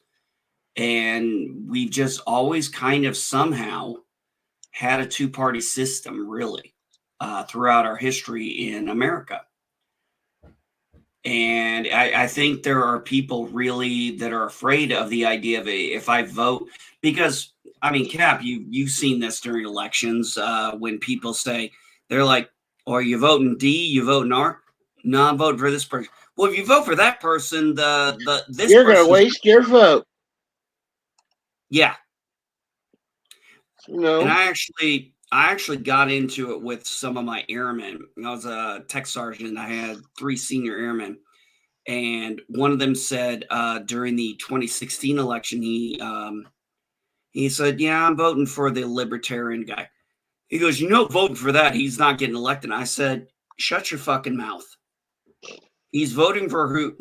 I said, "Do you feel you're voting for who you believe would be the better president?" "Yes."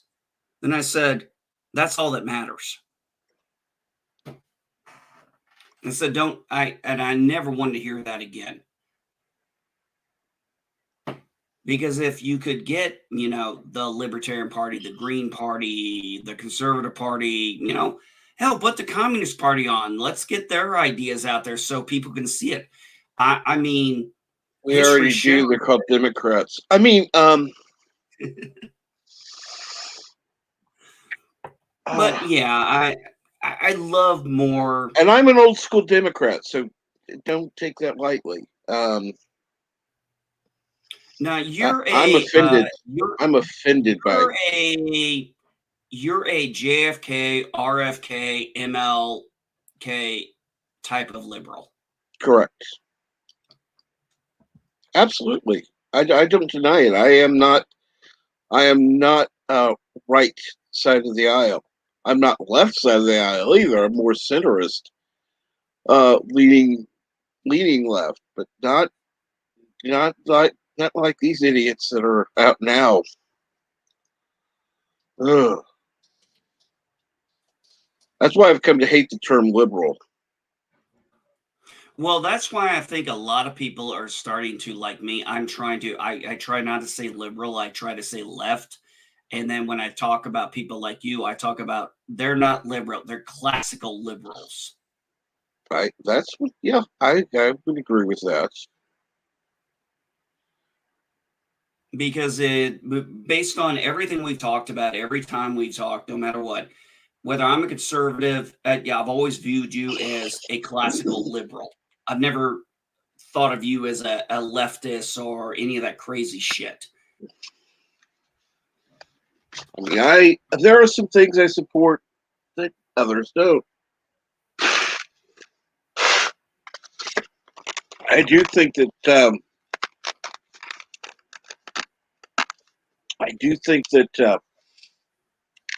marijuana should be legalized. I do think it should be controlled, but I do think it should be legalized. Well, you know me, I'm a Federally. conservative, and Federally. and you know me, I'm a conservative, and I go into Illinois and I buy weed because it helps me with my anxiety. It helps me with my medical conditions, and it doesn't have any fucking side effects versus some of the other fucking shit, medications we've taken in our life. And I 100% agree with that because I don't know if what I think is the federal government should not regulate marijuana. That should be a state issue. That's a 10th Amendment issue. That's where I go with it. Mm-hmm. I agree. And let's see here.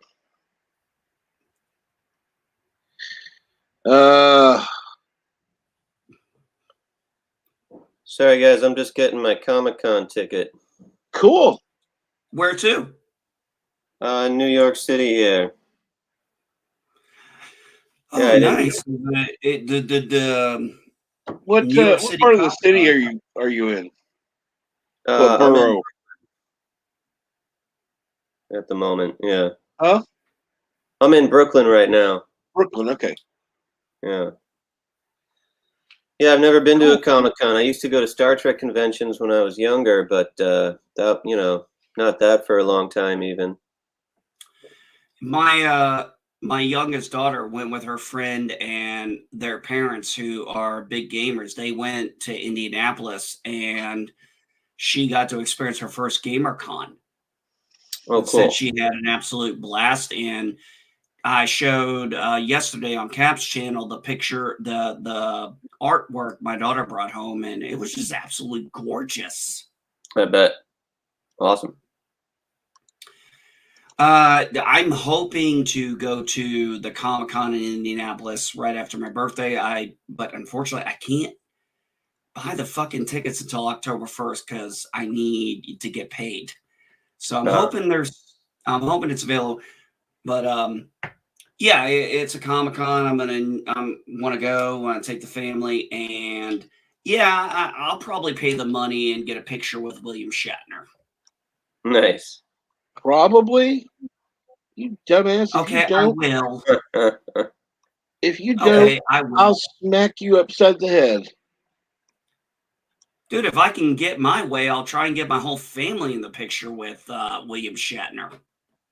I mean, if it were just about anybody else, I'd be like, yeah, no. But I'm sorry, Bill Shatner? Yeah. Yeah, Bill Shatner. Well, Bill Shatner and Leonard Nimoy, definitely. But unfortunately, Leonard Nimoy is not with us anymore. Man, yeah, I got a bunch of people's autographs back when I was younger. I got Brent Spiner's autograph. Nice. Cool. James Doohan, Marina Sirtis, Robert Picardo. Yeah. Have you had a chance to meet, is it James Combs? Who's that?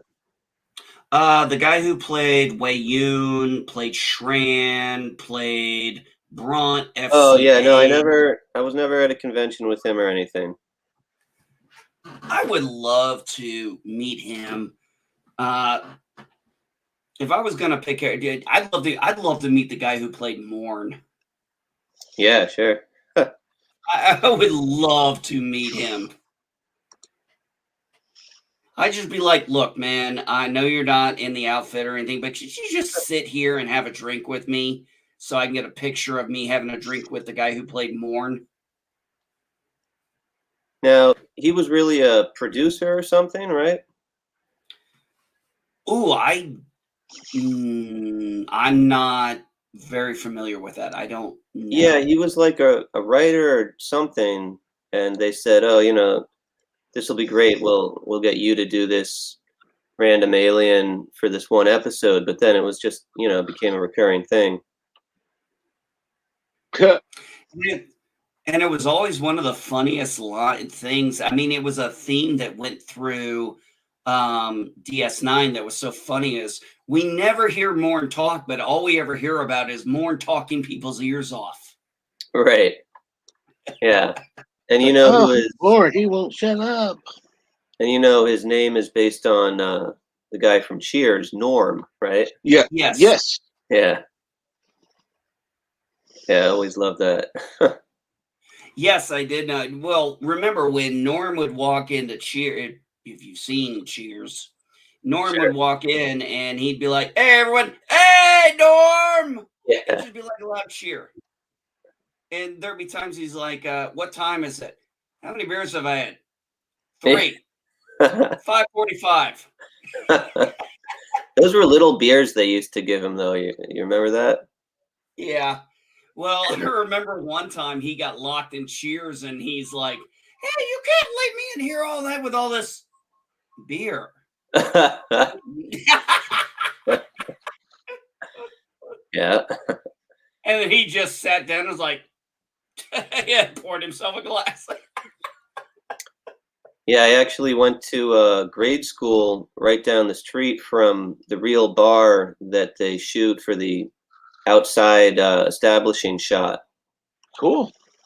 Yeah. It's actually called the Bull and Finch, not Cheers. Right.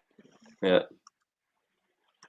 I guess it looks totally different inside. I never went in, though.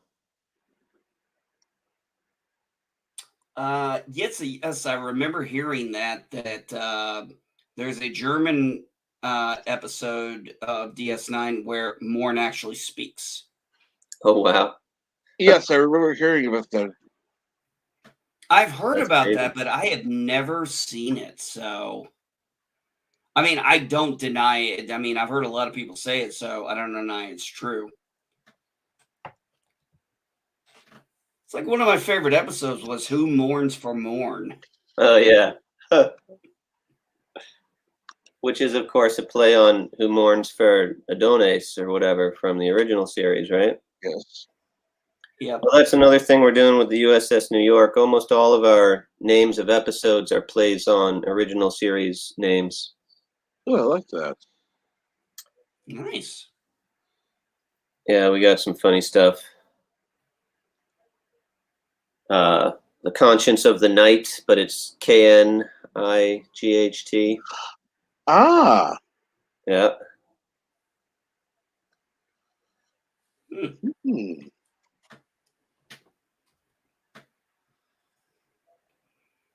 Quite interesting.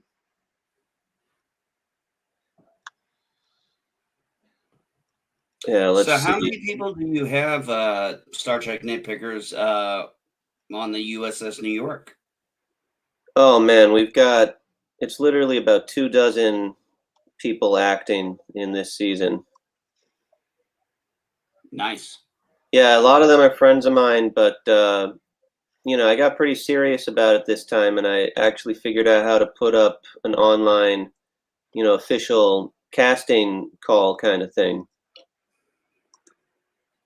It's actually free to do. My roommate's an actor, so that's, he's part of the reason that I even started doing this project. It was like, well, I'm living with an actor during the shutdown. Might as well take advantage of that situation, do something fun. Yeah. But, he ended up telling me, yeah, you can actually post for free to actors, and a lot of them are willing to work for free. So kind of how this thing got going this time. I like that. Probably but, because during the shutdown and stuff, they need, they want to at least get their acting chops out there to be seen. Right. And part of what they want is to make what they call a reel. You know what that is? Mm-hmm. I'm familiar with the term reel. It's basically a little clip, reel of their best work. So, if you're just starting out, you'll work for free just so you can get anything to compile into your reel, so that you have something at all. Is that like a model's version of a portfolio? I guess so, yeah. So yeah, it's like, okay, we're both helping each other out, And That's cool. I like that. hopefully there are people that actually just enjoy acting and get a kick out of the project, and it's not like a huge amount of work, so I'd feel bad asking people to do a huge amount of work for free, but it's fun. And then when I hear somebody like you, Cap and Trek, with just a really distinctive voice, and you're used to speaking into a microphone, you kind of understand some of the ins and outs of that whole process. It just sort of catches me. Maybe this voice for this role. Okay. Well, part of it is I have known for, let's see here, 20 years now. Been friends with somebody who was a DJ. So I would ask questions, what do you do? How do you do this? And so that's how I learned some of the stuff I did. And how when I started on YouTube, I would kind of keep some of those tricks in mind. I wish I was as good as improv as what he is, because it would be much easier to just start talking. That's one of my weaknesses. Sure. Yeah, well, a lot of these actors that I've worked with, they just don't really know anything about recording, and I'm only asking people to do it on whatever the best equipment they have is. So if you don't have anything better than your iPhone, that's fine. Part of this project is, basically realizing that we have so much technology at our fingertips now that it's actually possible to do something like this, whereas, 10 years ago, it was like just a little bit beyond what we could really do at home. Oh, yeah. Yeah, so it's all about just, doing what you can with what you can. And if people don't have, a studio to go into, that's fine. But they do need to at least figure out, like, one simple thing a lot of people don't realize is a lapel microphone will not enhance the quality, the audio quality of your recording. It will bring it down, actually, if you plug a lapel mic into a phone. Really? I hadn't even thought about it, but yeah, I'm not surprised. Because basically all you're doing is putting something between your voice and the thing that will actually be, recording and picking up the vibration inside the phone. So you actually want to just use the microphone on the phone. Which is most likely better quality than the lapel mic anyhow.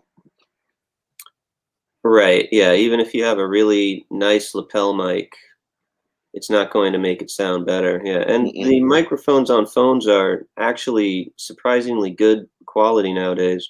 Yeah. I was just checking my Twitter. I actually had a guy tell me that because of my response, this is why CRT needs to be taught in school.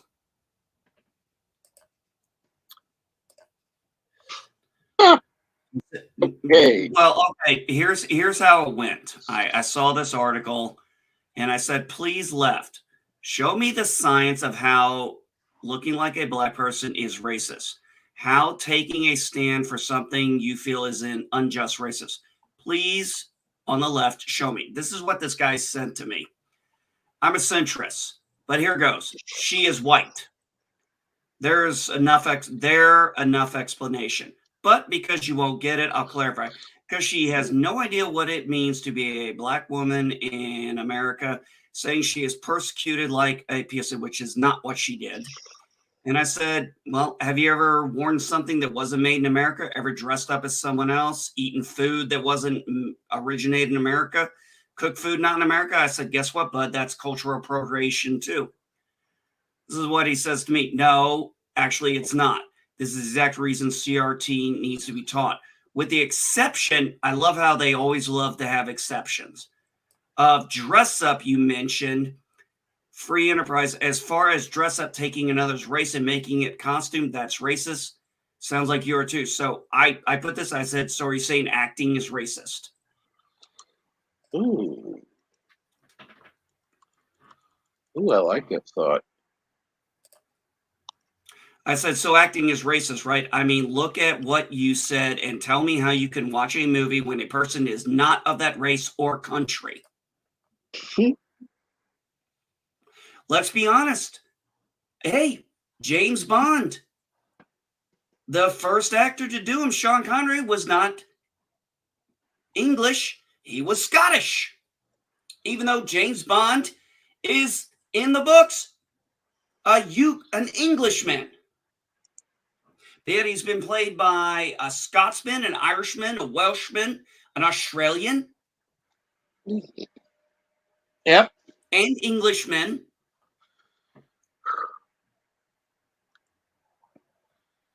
So that kind of bullshit right there is like, you say, well, you can't do that. So you think acting is racist? Yeah, I threw that one in there because I'm like, okay, you want to play this game? Play with me. I'm smarter than you. We actually have a Scottish actor on the USS New York this Cool. second season. He actually recorded in Scotland, and Oh, nice. Yeah, it's pretty funny. Well, how about this? Let's go with Captain Kirk. Bill Shatner is Canadian. Why was he playing an American? What if you're from California and you take a role as a New York citizen, a New York resident? This is the level of stupidity these people have. Because I can just this is how they do it. They're like, you can't play there. It's like, remember when we saw Aliens and they were now all the time, now they're saying Aliens is bad because Vasquez wasn't actually Hispanic. I hadn't heard about that. Didn't even know or care at that point, But I don't understand stupid people. And Dave G. Sound, who does have Hollywood connections, and so he would know, a headshot and demo reel need a demo reel for studio jobs. Oh, headshot and demo. Oh, okay. So kind of like I said, maybe the portfolio, kind of like, Correct. kind of showing your auditions and stuff, or maybe those kind of things. Yeah, that would make Absolutely. sense. I mean, yeah, that would make total sense. And when are you going to be starting these new episodes, the new season? Well, Saturday, yeah, just Saturday. Coming right up here. Saturday morning, we've got the continuation of the cliffhanger. We ended the first season on a cliffhanger. So basically, what was going on is it's this whole time travel thing where this character Confucius of Borg shows up. And it turns out he was sent to create an army of super Borg. So he actually went into the world of the Orville and got the program designed for the Kalon. And he combined that with the Borg and made the Balon. So the Balon are this big army of robots, and then in order to sort of rein them in, he kidnaps Spock's brain and puts Spock's brain in charge of them. But unfortunately, he didn't realize that Spock had been sent on a secret mission to go back in time and prevent our show from ever being made, because admirals at Starfleet think our show is just terrible. So it's kind of convoluted, but just watch and you'll sink right into it and sort of see everything you need to know. Awesome. I'm looking forward to it. Yeah, basically my character goes down disguised as a Gandaharian to this planet Gandahar. And he's got to find Spock's brain and try and convince him to stop this army of robots from time traveling. And it's just become a whole mess, as is always the case when you start time traveling. Oh, yeah. Oh, wow. And what time will that be on Saturday? I don't know. I mean, in the morning. What time do you think would be the best time to release it? I hadn't actually thought of that. Well, let's see here. It's about you are I can't think of the time zone. Eastern. California. Oh, you're Eastern. Yeah, New York Okay. City. Why was I thinking the other side? Okay, yeah. Let's see here. I would say 10. Oh, yeah, probably. Let's say 10 a.m. Yeah. Yeah, the idea is to make it feel like a Saturday morning cartoon, even though it's kind of a cartoon for adults, really. Yeah. So that's a pretty good time. Yeah, I think that's probably where I would have come down. And so last season we did every 2 weeks an episode, but I think we're going to try to do every week this time. Cool. I'll be looking forward to it. Cool. Thanks. Yeah, thanks, Cap. Me too. It's been a long time, over a year. I've been working on this, so hopefully. I mean, you've got a much larger channel than mine, but please feel free to drop the link for anyone who might not have been to your channel before. Cool, thanks. Yeah, I think I put a link to the channel in, but maybe I'll put a link in to the playlist for season 1. I have that right up here somewhere. Absolutely. Cool. And good morning, games, movies, and comics are us. I'm glad that you were able to join. Yeah, we've got Sleep O Pray 5, Star Trek Nitpickers, Mar, who's having some audio issues, and It'd Be Geek.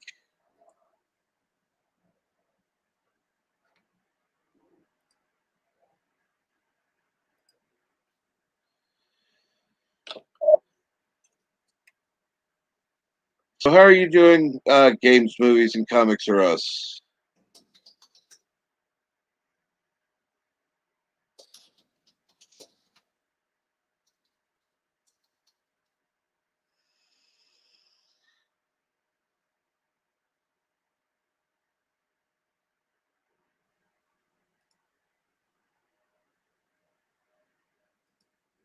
Just the usual. What time will you be going live with your games?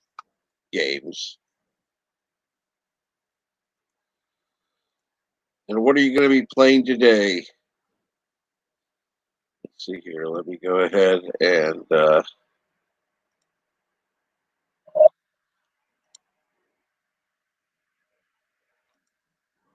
got it.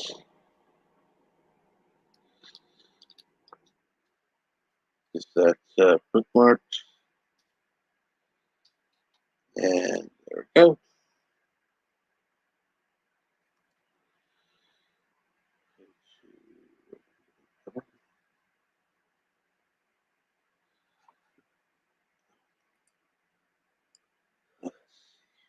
Well, hey, thanks a lot for having me on here, Captain. And, Absolutely. Absolutely. Thank you for coming on. I'm going to go ahead and wrap things up for today. I do want to thank everyone on the panel, particularly Star Trek Nitpickers, Murder Prey 5, and everyone else for joining me, and everyone in the chat. Thank you so much. I always appreciate you being here, and you all have a great day. Kapla. Thank you, Captain.